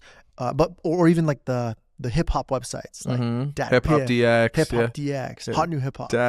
So we kind of saw like the rise of mixtapes, right? But anyways, evolving through these different phases, and then Instagram, and then, you know, TikTok, Snapchat, whatever. What would you say from your experiences when you first started to now is the main difference in how artists can get exposure? Even using Post Malone as an example, right? Yeah. He had SoundCloud, which blew him up. But now for someone in today's era? What's the difference? I mean, I think that's a great question. I think it's understanding your message. So I think it's one of those things where Danny Boy Styles, shout out Danny, has one of the best quotes of all time where he's like, artists are too focused on chasing likes instead of looking for the love. You know what I mean? Too busy chasing likes. Yep. And to finding real fans who actually love you and adore you. And the thing to understand is like, people want to support. You don't focus on like the intermediate circle of people who have known you your whole life and focus on trying to impress the 6 or 7 people around you. There's 8 billion people in the world for you to recruit an audience from, and if you capture 0.00001% of that audience, you're doing quite well for yourself, you know? And I think it's understanding that you need to have an applicable universal theme that applies to people. So like, what is it about you that makes you want to go turn up to Drake on a Saturday night or Kendrick on a Saturday night? And why do you want to listen to sad emotion heap songs on a Sunday night? And like, how do you correlate the difference between like a Taylor Swift audience and like a Slipknot audience? Like, how do you explain the counterpoints to each of these fan bases, right? And it's because they are able to take something away from that resonates with them. So like, you need to find out what your universal theme is, right? And one of my partners in the marketing company that I work with, Rising Tides, I've seen them do this better than anyone, right? Is understanding viral psychology and understanding applicable universal themes. So you pair a good social strategy that's thematic, that has your theme in it, that allows people to slowly peel away layers of what you are, right? Through text-based prompts, through carousels, POVs, reels, playing into the system a little bit. You can't cheat the system, right? And then pairing that with good sound campaigns. So what it is with the sound campaigns is basically getting your songs posted on trending pages that help push it for you in the algorithm, because a lot of people don't want to turn around and turn a camera on themselves and be like, hey, like, listen to my song, or like do a fucking TikTok dance or do this or do whatever the fuck has no merit or actually helps recruit real fans. But when you have a universal theme that's laid out with viral psychology principles through your content, right? And this pushes, then you pair that with sound campaigns. That's what gets it trending, and that's what brings that exposure. So you have to command your audience in one of two places, or both. You either learn how to curate and command an audience online, or you command an audience on stage. When people see you stand on stage and they see you perform, they resonate with you, they take a liking to you, they follow you, they feel like they're a part of the hero's arch. You know what I mean? They want to see you ascend. Like, you remember best during our generation in the early come-ups of like The Weeknd and all these artists, it was that share factor of like you texting your friend and being like, you gotta listen to this fucking shit. That's just turned into the share button. Do you understand what I'm saying? That's all it is on Instagram and these platforms now. It's that little fucking arrow that someone clicks and you send it to someone like, yo, you got to check this shit out, because it makes you feel something and you want someone else to resonate with it. So it's, again, Rising Tides, the best people that I know that do it, right? For all these up and coming artists, that is 100% where I would direct them to. They're the most fruitful, most frictionless, pure intention fucking individuals that do what they do because they have gotten it out the mud themselves. It's a collective of managers and marketers who didn't like the way that the industry was trending and forcing artists to stand on a platform that they don't believe in and forcing them to become something that they're not, like the Bridges of the world, you know? And ultimately finding an outlet of being able to promote and blow up these artists. I've seen them take artists from 6,000 followers to 1 million followers in 12 months, bro. Like, I actually have watched them do this, you know, selling out tours. Through the sound campaigns? Through the sound campaigns and the viral psychology sound campaigns, the viral psychology campaigns. And it's like selling out fucking tours, like providing for their families and their lives and fully like delivering this euphoric, like, resonance that like, wow, we actually made it. I've seen them do it with young artists. I've seen them do it with older artists that you would never think that it was going to happen. 40-plus-year-old artists, right? That find their universal theme that works for their audience who is always out there, right? And that's the best advice that I could give, is like, look into companies like that, look into what is working? Like when you're scrolling on the algorithm, like when these platforms are fighting to keep your attention, right? It's like, what inspires you? What speaks to you on the content that you see? Whether it's some voyeuristic raw type of performance content, or like it's something that someone does that you love and you save or you share, replicate it. Can I ask you something? Of course. From your experience working with this marketing company, what is one common element that all the viral videos you've seen and all the viral artists that they've blown up, what is one thing they all have in common? Literally a universal theme or some frictionless based content. None of it's high production value. What does that mean, frictionless? Like very easy to replicate or do. Like it's like it doesn't require like a Sony camera or like high production or anything. It's as simple as like, what message are you delivering, right? And like all the content that I've seen that works so well for them, is like text-based prompt. Like, oh, you stumbled upon this type of artist because you like this type of music. So listen to this song. You understand what I'm saying? Like it actually says that in text. Absolutely. POV, like, when you walk into this person. Yeah, you're scrolling at 3 a.m. and this happened to find you because the algorithm knows that you like this type of artist. So listen to this. Like, prepare to feel a rush of emotion in 3, 2, 1, and then the song plays, and you're just like, oh shit, like this is dope, you know? Like finding that applicable universal theme. That's what I mean by it. Like, share this with the most beautiful girl that you know. Yes, like, I see. How are you not? You know what I mean? Like, you're like, fuck it, like brownie points, let me just send it, you know? Like, and they do it in a way that is curated to your audience and your story. So like they're able to take those hooks and those prompts and do it really fucking well, you know? Like, oh, you stumbled upon like, oh, I wonder what like psychedelic soul music sounds like. Swipe right. And then you like hear the song and it's actually an amazing record. And before you know it, 6 months later, it's gone from 0 to fucking 29, 30 million streams. Like I've literally watched this fucking happen, you know? Bro. So that's what I mean by that, is like find what your universal theme is and like really, really fucking push it. And don't be afraid to fail, man. It does not come overnight. One thing you mentioned earlier, we talked about earlier in the very beginning, was how when I was a kid and we would shoot our videos together, when we first met, we would stretch a budget, have $1,000, and we'd make $1,000 look like $50,000. We'd lose money on those jobs, right? We'd invest in gear. We wouldn't pay ourselves. No. But we were so passionate and we really figured out how to stretch a dollar, right? Yeah. So I feel like a similar application would be with a new artist who's just coming up. They may not have any financing, right? Yeah. So how would you say, for a new artist who is genuinely talented, they believe in themselves, and they feel like they have a voice to share, if they don't have the means to afford a marketing company or to have any, what's the word I'm looking for? Disposable budgets or or any sort of, fancy, I don't know, cheat codes that other people may have. Just if they don't have access to any tools, right, to help them out, and they're a new artist, no budget or tiny budget, like what is the best way to stretch your money out? I would say, For sure. Find people who believe in you, who are resourceful.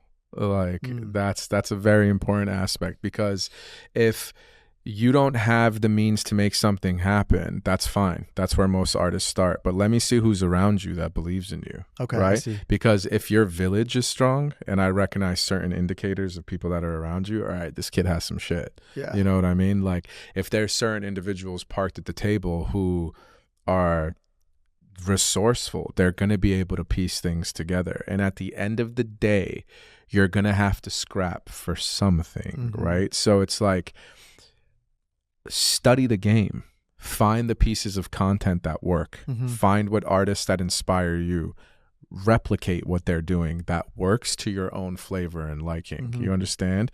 Trial and error. Like, curate a particular sound, right? Like I always say to artists who are just starting out, they record their very first record and like they're so eager to move with it right away. Like, I got to put this out. So they rush to put it out 7 months goes by before they figured out how to make the means of another record come to fruition. You understand? So it's like, how do you anticipate building any type of an audience when you're currently unknown, no matter how supremely talented that you are?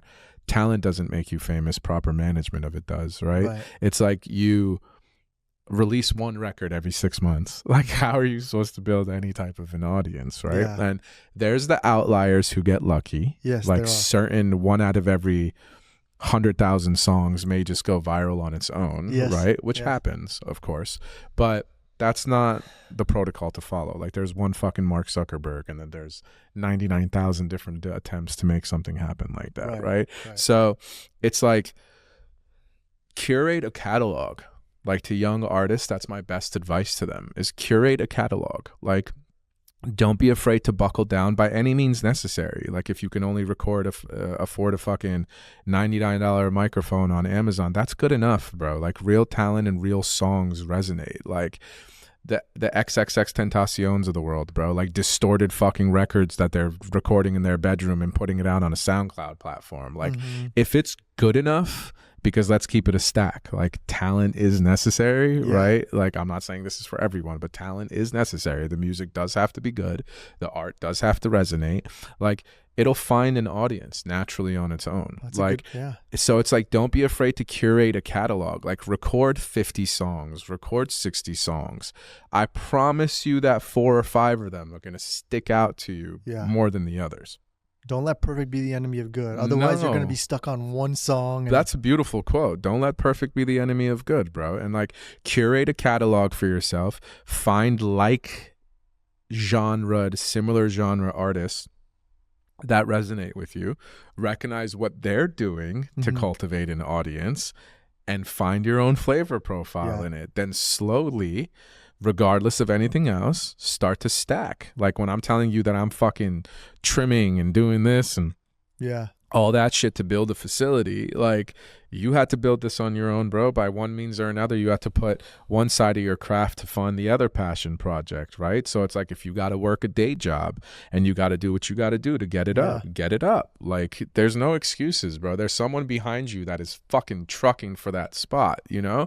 So it's like, believe in yourself, double down on your ability, curate a catalog, like, publish it, put it out in the fucking world until something clicks, you know? You don't have any other choice. Like, and recognize and replicate what you see that inspires you. Well said, bro.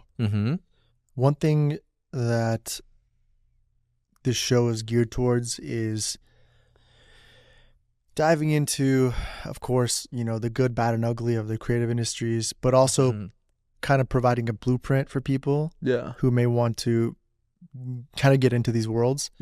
And the worlds that we're really talking about today are production, you know, producing, engineering, mixing, artistry, and management, right? And so what I'm wondering is, in each of those fields, in all 3 of them, how much can someone expect to make if they're established versus not established? And how can they kind of like propel their career, I guess, to get to a place where the money is sustainable, you know? Yeah, for sure. I think if you're in it to chase for the money, it's going to be a tough road. You know, I think we've all had to learn that the hard way. For sure. Is obviously you go into this with the pursuit of wanting to provide and have longevity and live a good livelihood. Like, that's point blank given. That's why people get up and work, right? But you have to, like, when you're a producer, like, my advice from where I've seen the best success is to try and get yourself into an equation where you're a part of something early, right? Like, do you want to be song number 12 on album number 6 and get like some random placement, or do you want to be a part of the whole catalog? You understand? Like, do you want to help curate the next Chris Brown and like be a part of the entire thing, or like, do you want to have a record that you do for someone like Chris Brown? Do you understand what I'm saying? So it's like, I feel like you have to attach yourself to an artist, like, and really try and get it up in that way, but also recognizing that you do have to earn your stripes in the industry. It's like, don't come out the gates, because I've dealt with this, right? Like, I've had some placements that have happened for from random producers that have landed on a couple of my artists where the guy will ask me for 15 grand and he's never done a single song in his life. So I'm like, okay, like we'll pay you the 15 grand if you can show me comps of you getting paid 15 grand for your other records. Right. No problem. But when you don't have a single placement, bro, you have to understand that you have to work your way up the hierarchy. You understand? You can charge $500 to $1,500 this time. Then the next time you come through and we do something, you can charge the $2K. Then you could charge the $2,500 because you've made it so that you're not replaceable. You understand? You provide a certain curated sound that is essential to the equation, and that's fine. But as a producer, I would advise to try and attach yourself to something. Attach yourself to an artist that you really believe in and try and grow, right? As a mixer, if you're just starting out, like get your catalog up. Like reach out to a couple artists that you love if you believe in your skill and your craft and tell them that you'll do a couple records for free. I've had a ton of mixing engineers do that. They'll literally reach out and be like, let me just mix it for free. If you like it, pay me. You know what I mean? Let me see what it is. Get a couple of these records up, do what it is, but to expect to make money early on is unrealistic. Like it is a grind for you to really figure out how to do it. And it's one of those things that I said where you have to be open-minded and understand that it's going to take pivots to like make something happen before, you know, the shoe lands on the other foot. You know what I'm saying? Like that's to be true. And when it comes to management, like there's a lot of management firms and companies that you can work at on like a salary basis. Like if you can get yourself in the door and like kind of make ends meet a little that way until you actually get to an artist that's actually monetizing. Great way to build relationships too. Of course. If you work at a management Great way to build relationships, learn the industry, not fuck up on your dime and your time, you know what I mean? Which is the most important thing. True. And network more than anything. And it's like, you ultimately, to attach yourself to an artist that's monetizing, it takes a while, and they have to be earning a significant amount for you to be earning anything. You understand? So it's like, that's where the natural branches and evolutions happen to keep my passion and to do what I do, but get into the marketing space where it's a service that needs to be provided universally. And also branch out into different entrepreneurial aspects. You know what I mean? Which is the truth, man. You know? Yeah. I mean, nobody knows this, but I have like 2 other companies that I have on the side that I invested my money that I made from directing into, and it's slowly becoming, you know, the enlargement pill company, right? Yeah, exactly. Exactly. So, you know, if anybody needs dick enlargement pills, I got to bleep this. I'm sorry, man. Male enhancement. Yeah, for sure, man. You have to have an entrepreneurial spirit in what we do, you know? Well, you do, man. Are you going to plug your 2 other companies right now? Or you're not going to mention them? It'll be a slow reveal. It'll be like a sponsored episode, you know? That's sick. Yeah. That's sick. Get an audience. Speaking of sponsored, what's good with the investment in the podcast, man? Oh, you want to invest? Hell yeah, I want to invest. Let me throw some money in this thing, man. This is going to be very successful, bro. I know where this is going. Thank you. I really think so too. I know so. Let me tell you why I am. Don't switch up on me, bro. Let me get that. I'll never. You know I'm never. But here's my thing with investment. I wanted to mention this earlier. So I'm open to investment. I've already invested a lot into this. My partner, Mike, who's on this, he's invested a lot. But the only thing that scares me on investment, and not just with you, with anyone, is that now I feel like there's somebody else I have to appease with, you know, my numbers and my output. I'm an easy partner, man. You're probably easy. You're obviously, I'm sure, easier than most. But absolutely, no. But yeah, a raise isn't an achievement; it's an obligation. Breathing down your neck, right? Yeah, and then all of a sudden, I feel like I can't create for myself anymore. No, for sure, for sure. But that's not the angle I'm coming in. It's off the basis and prowess of what you've created for yourself that intrigues me. You understand? Like seeing what you put together, recognizing the person behind it, knowing what your potential is, knowing how you move with your OCD ass of detail and perfection. Because I know that this is a strenuous process for you, because I just know how your brain works. You know what I mean? When your treatments are that fucking detailed, I'm like, what is like the editing process for this poor bastard, you know? But you're so amazing at what you do. Thank you, bro. That's what I believe in more than anything. And That's a conversation we could have over some tea post episode, you know. But I believe in you and what you've already built more than anything. So it's not anything interchangeable, rather than believing in the tremendous upside of what it is that you've put forth, you know. Dude, I appreciate it, man. I know this is gonna be big. Like I told you, man, every time we do this episode, I bring in the art. I have to like set the stage, set the lighting, the cameras. It's not pre-built. For anybody who thinks this is pre-built, this show is not like a existing thing. I have to literally construct it every time, and I'm usually doing it myself, bro. You know, and filming it myself. There's no team yet, right? Yeah. So hopefully. Yeah, but you're like on episode 6. Something like that. Yeah, right? Man. Wait till episode 100, no, bro. I've only released, as of today, I mean, when this comes out, it'll be later. But as of today, I've only released 3 or 4 episodes. 4 episodes. I've only released 4 episodes. It's nuts, bro. You know, a majority of podcasts don't even make it to episode 20, right? It's the statement is the top 3% or 1% of podcasts, it makes it to episode 20. Yeah. What's that statistic referencing? Is it referencing just number of episodes, or is that what it is? Yeah. So the top 1% of podcasts have over 20 episodes. Yeah. Wow. Yeah, man. That's a crazy statistic. We're getting there. Yeah, you'll I've get almost there. filmed. Yeah, I've already filmed a lot. So yeah, for sure.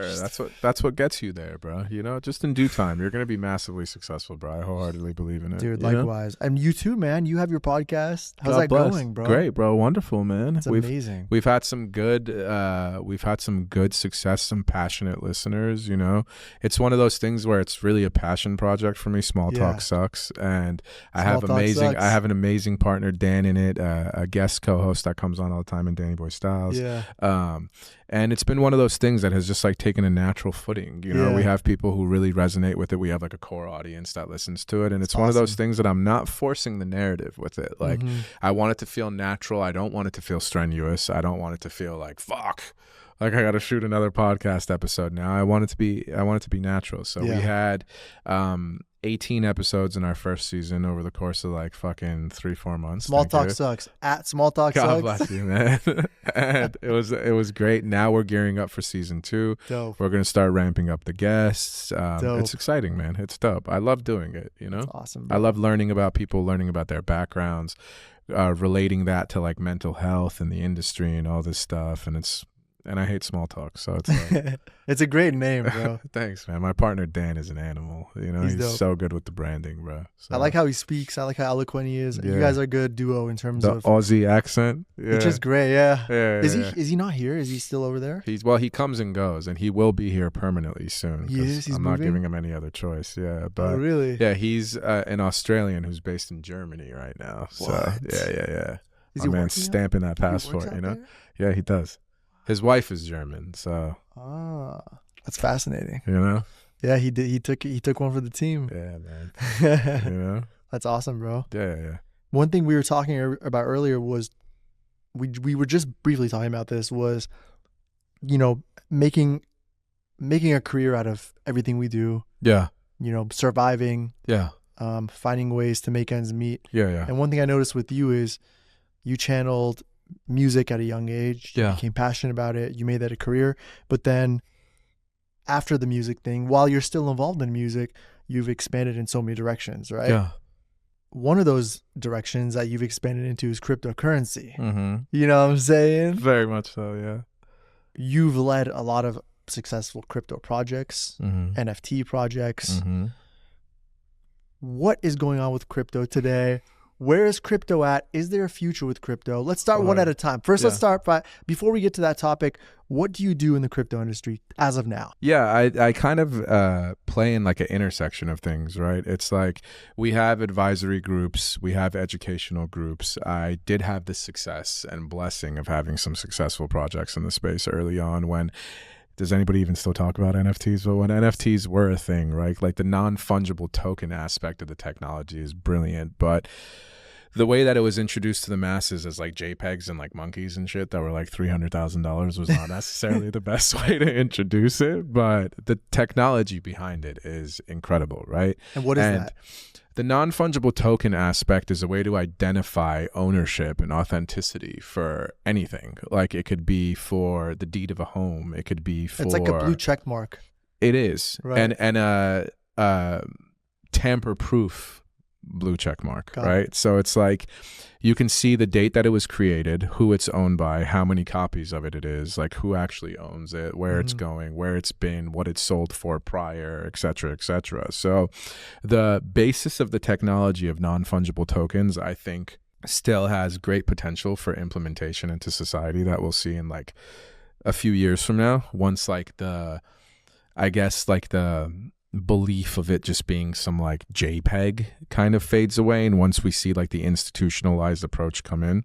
And can you tell me more about examples like the deed or sure, what else? So when you're dealing with like financial institutions and stuff, right? Like you constantly have to worry about forgery and fraud, right? Okay. Like people can Photoshop documents, people can Photoshop certificates, like people can do all this shit. There's no way to do that with a non-fungible token technology. Like you can't try and bring someone, if I'm trying to sell you a fucking triceratops head, like let's just go to like some random shit, like and someone is a collector for something and it has an NFT license attached to it, like I will know, okay, like in 2019 this sold for 1.1 million. So like your comp and your appreciation rate and what you're trying to sell it to me for, taking inflation into consideration, all that stuff, it makes sense. Like I know who the verified owners are. I know what museums this has been in, and none of it is tamper based. Like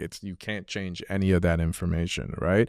Like it's an authentic, viable certificate that lets you know what it is. So I had the luxury and blessing of having a very successful NFT project early on in the space on Solana. It did really well. It was one of the top projects in the space, and I learned a lot about everything to do with it. I've been a crypto connoisseur since early 2015. Yeah, you're Benny Brown. I have had a lot of blessing and success in the space, and I've also paper-handed the fuck out of some massive bags, you know? Like, I was the person that at one point traded away like dozens and dozens of Bitcoin. I have a screenshot on my computer that I'll share with you. Like, you could pop it up into this little edit bubble right here, where I traded away nearly 1,000 Ethereum at $7 Liar. ETH. Swear on my life. That would be worth like a lot of money, bro. $3,000. That's a lot of money. That's a lot of money, bro. You know? And it's like, luckily, I've had more like success in the space to make up for it, because you learn from these lessons. That's what I mean when I say experience is the best teacher, because that's what allowed me to go into conviction with something like Solana. So much money. So much money. Bro, I had millions of Doge at one point. Like literally millions of Doge. I swear on my life, bro. Like Majid is my witness. We were fucking trapping in like 2017 on this stuff, trying to make it happen. Dude, like timing is bro. crazy. But that's where you learn, and that's where you get the foresight to be like, okay, if I believe in a technology like Solana, like when that shit drops 96 some odd %, and everybody's telling you it's over for Sol, and it's $8, and that's when you go into it with the biggest bag of your fucking life. Hey, that's where the payoff happens, when it's at 260, 270, you know? Like that's how you make it happen. There has to be a risk factor. You have to have balls, and you have to have conviction. So it's like, for people who don't understand the crypto space, we're talking about what is crypto and where it's at. I think that's an important subject to touch on, right? Yeah. Like, cryptocurrency it's digital money that is built off of a tamper-proof ledger system, okay? So essentially, every transaction that ever happens in the crypto space is marked on a ledger that can't be altered and can't be changed. Right. Okay. Right. And these go into what are called blocks. All right. And it stays in chronological order forever. Okay. So we can go back to the first Bitcoin transaction ever and see what wallet it went from to what wallet, and this and that forever, for what amount at what time. And none of it could ever be tampered with. You cannot say the same thing for institutions and banks and whatnot. So the way that crypto works is it's like, instead of mining gold, right, it uses complex mathematical equations to solve the transactions, to actually make it like viable and make sure it's legit. So to break that down into a little bit more of layman's terms, like the blockchain is built and works off of decentralized computers, which are known as nodes, right? And these nodes verify the transaction. So It verifies the amount that the wallet is sending from my wallet to your wallet. It makes sure that my wallet actually possesses those funds. So it's not like some scam shit that you see happen in banks all the time where people will like Zelle you an amount and people get like scammed because they try and cash it out. Then there's like a charge back and then you get fucked for that. Or we know these things that happen all the time, right? In current financial institutions with fiat. And it's like they verify that my wallet possesses that amount of currency, that your wallet is a verified address to get it. Everything is stamped with like a signature to validate the transaction. And there's no institution that's required to make that happen. You are your own governance body, right? It's DeFi. It's decentralized finance. Like you don't need a bank to store and manage your money and send a wire transfer when you could do it yourself, right? So it allows for greater freedoms and full transparency of process and action in the space. Why does that matter? Like, why do people care about that? You know, like because of all these things that I'm naming. It's like when you make a deposit at the bank with your money, and you don't know that your bank turns around. If they're offering you 4 to 5% APR annual yield on your savings account, how much money are they making off of your money that you're depositing? You understand? These are things that you have to think, right? Okay. Like they're obviously taking those cash deposits, investing them into their own outlets and assets in order to be able to guarantee you 4 to 5% return on your money. You understand what I'm saying? And how they capitalize off the interest from people on lines of credit and what it's not. Like it's difficult for most people to even understand the financial institutions of the world and how they work. Yeah. And the full transparency ledger-based system just makes it tamper-proof. It makes it so that you don't require a bank to control and hold your money, and that you're in possession of your own assets. You are your own bank. You understand? But the thing to understand about cryptocurrency is the digital gold of like Bitcoin. Let's just stick with the one that everybody understands. It's just like real world gold. Okay. It has value because people believe it does. Right. Do you understand what I'm saying? Right. Like gold being the reserve trade currency of the world has value because that's what we all as humanity have accepted it. Yes. Right. Like because of its scarcity, whatever it is that they try and put on it. That's what makes it viable, is that someone else believes in the value of what you're telling them it's worth. Right. So that's the important thing to understand about it. Crypto's the same thing ultimately. Like it's new in the space of the world, but the idea is a tale as old as time. As it carries value because we believe that it does. And it's just a new means of being able to control finances and move finances across the world and manage your own money. So where it's at in today's day and age is the global trade markets between like the United States stock market, Asian stock markets, European stock markets is anywhere between like 75 to $100 trillion a day that is traded in global trade, in the stock markets. Yeah.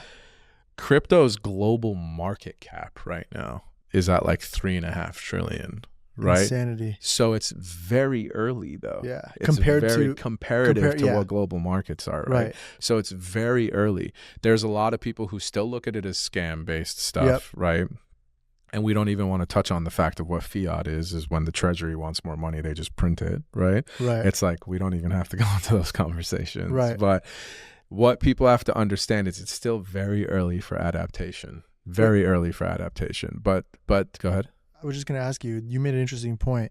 We can keep printing money if we need to, but with crypto, like Bitcoin is limited, right? Exactly. So that's what I'm saying about digital gold being versus real life gold. It's not inflationary, it's deflationary. So there's only a certain amount of it that's set. There's only 21 million Bitcoin that'll ever be mined. You understand? So that makes it more valuable? Of course. It's scarce. Because of the scarcity. But not all coins are scarce. There's some inflationary coins that continuously add to the supply because they want to be used for different type of things. But the main heavyweights of the game, the Ethereums, like the Bitcoins, like the real L1s, they're deflationary. Like there's only a certain amount of them that'll ever be mined, right? So Ethereum does the same. It's limited too? Yeah. And Solana as well? Solana, I believe there's some inflationary aspect about Sol, but Bitcoin, again, being the one that we reference and go to, right? Like Bitcoin, there's only 21 million Bitcoin that'll ever be mined. That really is not that much. Yeah. You understand? So for 8 billion people being on the planet, if you own a single Bitcoin, just do the percentage for yourself. You understand what I'm saying? And the way that Bitcoin's coding works is roughly every 4 years, there's what's called the halving, right? So for mining, which is the validation on the node networks of them confirming transactions, the miners, the nodes, they get rewarded a very micro part of a Bitcoin for processing these very heavy energy inducive actions that require GPU and processing, because the more that people come onto the network, the more complex these mathematical equations become, the more computing power it actually requires, which is why people build massive mining factories and stuff to actually do this, right? And they get rewarded with a part of the transaction that gives them mining fees, right? So every 4 years, what occurs in Bitcoin is it's called the halving. So the amount of Bitcoin that are mined every day cuts in half.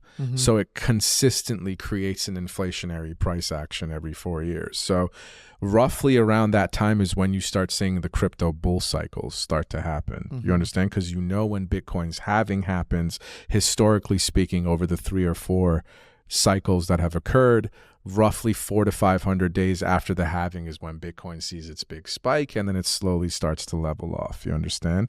Because the truth of the matter is, in order to keep something valuable, liquidity has to keep coming into it. You understand? Correct. You have to have liquidity in order to exit. That's why people experience certain instances of like, they'll invest into a coin and the value of the coin will shoot up in their wallet, and when they come to cash out, it's like worth 70% less than what they saw in their wallet, because there's no liquidity for them to exit. You understand? Oh, really? So of course it happens all the time, because market cap is the amount of liquidity versus the tokens in circulation. You understand? Which is what creates the market cap. So it's a little bit of a deceiving number. Wait, like, can I ask you something? Uh-huh. Sorry, I don't want to cut you off. No problem. But this is very important for me. Like, if I invest 100,000 in Bitcoin, and let's say it goes up to, let's say my 100,000 I invest today is worth $1 million tomorrow, because the price of Bitcoin went up significantly. Yeah. You're saying that even if my Bitcoin's not worth $1 million, Bitcoin's different. Bitcoin's different because there's so much liquidity in Bitcoin. Okay, you so understand? I can still cash it out. 100%. But you're saying other coin projects. Other coins, when they come in, so like let's say you come in and the price of a coin, right, is, let's say there's 1 billion supply of a coin, and the price of a coin is 1 cent, and you multiply what the price action of the coin is versus the supply, and that's what gives you the market cap. But the market cap is not important. It's how much actual liquidity there is for you to pull out, right? How do you know how much liquidity is in there? Most of the time you can check to see like what the liquidity like pools are full of. Something? Yeah. So like on Dex Screener or any like standard platforms that crypto traders are going to be aware of, like you can recognize what the liquidity is, right? What is it called? Dex Screen? Dex Screener. That's like Dex one that Screener. for like Solana and all the meme coins and stuff, it's a popular one to go to. DEX Screener? DEX Screener. Okay. It's a popular one for people to go to like see what the trending coins are in volume, and then when you click it, it'll tell you what the liquidity is and what the actual market cap is, right? So if the market cap's $1 billion, liquidity is $1 million, that's really bad, right? No, that's good. Oh, that's good? That's actually good. But if the market cap is $1 million and liquidity is 20K, like if both of us have a 20K bag in our wallet, how the fuck are you supposed to exit out of that? Like there's no liquidity for you to exit. So someone needs to be your exit liquidity. There has to be a buyer on the other side of that needs to make that exit actually occur, right? Which is why every time I'm advising people or talking to them about something, it's like invest in the major market caps, like invest in the ones that have liquidity, that have buy and sell action, the Bitcoins, the Solanas, the Ethereums. The next one to watch is Hyperliquid, a token called Hyperliquid. It trades under Hype. Like that coin's going to rip on the market when it comes, because it's an L1 decentralized exchange where it allows people to like buy, trade, and do all this stuff. And their platform is run by Harvard people, MIT people. Wow. Very credible individuals who... Hype. Faster than Solana on transactions, no fees when you swap or trade, like instantaneous, like that one's going to be a monster, right? So that's a free gem for people here. But HYPE. HIPE. HIP or like HY. Yeah, like hype. Sorry. Like Yeah. HYPE. Yeah. And that's the important thing to understand, to educate yourself in the space. But the progression that we've seen in the last decade with crypto has been nothing short of astronomical. Like now the SEC is changing their laws for banks to be able to manage and hold an institutional prowess. The Trump administration is very pro crypto. So they've come in heavy on this, right? And this is just a constant reminder to always educate yourself and do your own research and never fall for the blindfold that the media places on you, where from the early days of crypto adaptation, they were telling you it's a fraud, it's a fraud, it's a fraud, it's a scam, it's a scam, it's a scam. Then BlackRock creates ETFs and comes and buys hundreds of thousands of Bitcoins while they're manipulating the market price on you through media projection, telling you don't buy Bitcoin, the crash is coming, the price goes down. They come in with ETF and institution money, buy it all up, pump it back up with market manipulation themselves, and just stay printing money. You know, so it's like educate yourself and do your own research. But crypto has been a spectacular blessing in my life, and it's been something that I've been a huge advocate for and a huge pioneer for a very, very long time. I would most certainly consider myself a connoisseur. You are. You're an OG, man. Thanks, man. It's insane. Yeah, for sure. And I had good people in the space, some crazy mofos that got me in it early, you know? Yeah. And I love to educate in the space as much as I possibly can to inform people of what it is. Yeah. And it's important to do your own research because the future is most certainly digitalized currency. And just pay attention. Follow the institutional money when something doesn't make sense and you have doubts about it, and recognize where they're parking themselves at the table, you know? Well said. Mm-hmm. For those who are interested in getting into crypto and they have no experience, today, in today's world, where does someone start? How can they get into crypto? So start with the basics, right? Like, don't try and become like a day-to-day trader and start chasing meme coins and shit, because that's pure speculation and pure gamble. Like, you have just as good probability of going to Vegas and playing the fucking roulette table, literally, it's right? Gambling, You're gambling. You're throwing your money in the wind and hoping it comes back tenfold. Like, the principles of investing don't change just because it's cryptocurrency. It's just a new medium to make it happen. Like, patient money. Investing is turning impatient money into patient money. Like, you still have to play a long game, you know? You have to invest into the major caps that you believe in, that you do your own research, that they have technology behind them, that they have a viable team, and buy and hold, right? Even if you dollar cost average into something like Bitcoin, which is where if you DCA dollar cost average, you take in a certain amount that you know you want to spend and you average that out over a period of time, and you just buy the same amount every week, right? Buy fucking $2 worth of Bitcoin every day, and in 10 years turn around and you're 80 grand that you've invested is worth 600, 800,000. You know what I mean? Just because you buy on the times it goes down and you buy on the times it goes high on the same amount. It just averages out. And dollar cost averaging beats the market like 80 some odd % of the time. Right. You can never time the market. No, time in the market is better than timing the market. You know, like, it's a valuable thing to understand. So the principles of crypto don't change.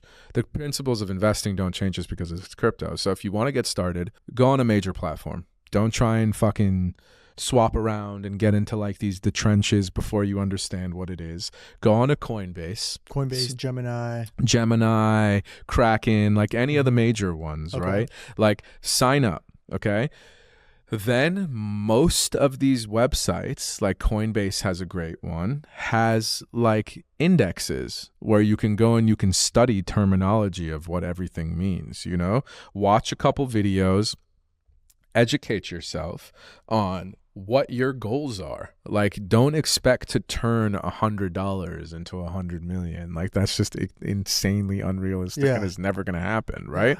But if you want to understand investing, it's the same rules that apply. Like, educate yourself, do your own research on financial stuff, go into these indexes, read what it is, familiarize yourself with the terminology, learn how to trade between wallets, and just buy the major caps, man, which is like the top 25 coins.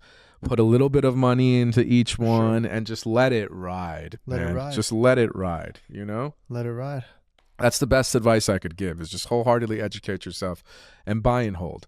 And don't go outside of your lanes of comfort, because crypto is a dangerous game in regards to not knowing what you're doing. Like, bro, I remember in 2018 one time, I sent like $7,000 to the wrong wallet address. Yeah, that just never showed up.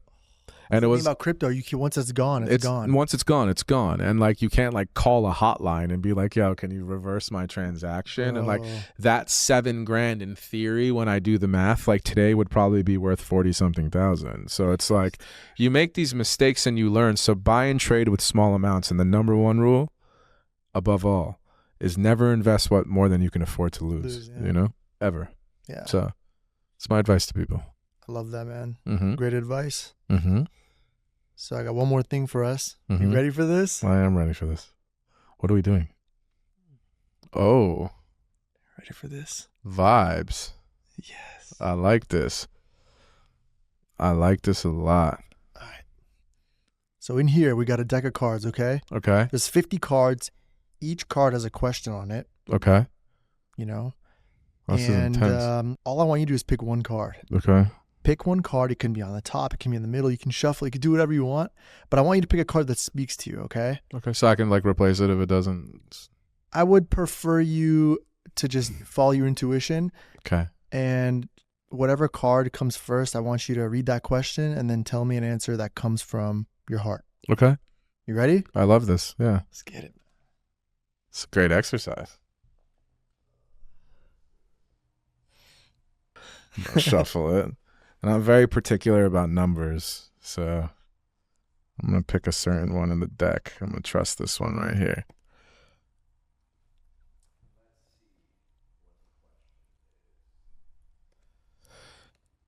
The question is, what's a hidden talent that you have? Very random. That's interesting. What's a hidden talent that I have? I love photography. I love shooting things, and I have a whole stash of stuff that I shoot for myself, like with different curations, different angles, different elements, different things that I apply that I've never really shown anybody. I might really just do it for myself because I love it, and I think that's probably something that most people wouldn't know about me. And I also really love to write poetry, which is something that I hold near and dear to my heart. And again, I write it for myself. It's like a priceless form of expression. And I absolutely love it. So great answer, bro. I think that would be part of the hidden talents that no one knows I have. That's epic, bro. It is epic. I didn't even know that about you. No one knows that. Like besides like people very, very close to me. Can I see your photos? Yeah, sure. I'll show you afterwards. Yeah, of course. I would love to, man. It's that's a hidden passion of mine too. You know, I think photography is like a magical thing that's been introduced to the world that I think we wholeheartedly take for granted. That like it's bending of light and capture and whatnot. And above all, most certainly, bro, I appreciate you taking the time to have me here. We're not done yet. We're not done? Just kidding. We're done. Oh, okay. I was like, I mean, I'm ready. I'm ready if you want to keep going. I just want to give my thanks and appreciation. Dude, thank you for being here, man. And it's epic, bro. I'm so proud of you with what you've done. You deserve all the success and recognition that's coming your way, truly. It's been such a pleasure to know you and watch your ascension, bro. I'm such a fan of what you do. I'm such a fan of you as an individual. It's always a blessing for me when our alignments happen and I have the opportunity to work with you because I love you dearly. I respect you dearly, bro. I have the utmost appreciation for you, brother. And I know that it's going to be a glorious run for you. And if there's one thing I could leave we people with to remember me by on a quote, it's to build with purpose, to lead with integrity, and to leave a legacy that inspires others to dream beyond the boundaries of their imagination. Yes. And God bless. God bless, man. Thank you for being here. Appreciate you, bro. Thank you, everyone, for watching. Yes. Thanks for subscribing. Yeah, we subscribe. Are here at all platforms. I need your help. We are still building this up. Get my boys' numbers up, man. We got to get the numbers up on YouTube, Spotify, Apple. Mark my words when I tell you that this will be one of the biggest podcasts in the world one day. You got it on video, man. We got it on film. Manifestation, man. It's very real. I'm very confident in this show. But yeah, any help I could get on this right now. Currently, there's really no team behind this. Very, very curated show. Very, we're very particular and intentional about everything. And so your support, even just giving the show 5 stars on Spotify, Apple Podcasts, subscribing. And listen, your means of support costs nothing ultimately. So the 4 forms of interaction, if you could like, comment, save, share, just it costs you nothing. So it helps boost it in the algorithm. It helps get the message out. You see the purpose of what he's trying to do. So just do your part if you can, and just share it with people if you find anything intriguing, and support the boy, man. He's an honorable man. Thank you. Thank you for watching. Thank you for being here. Thank you, Seeno. God bless you, bro. And most importantly, I want to give a big round of applause to ourselves. I love it. Let's go. Thank you, man. Thank you, bro. It's a pleasure.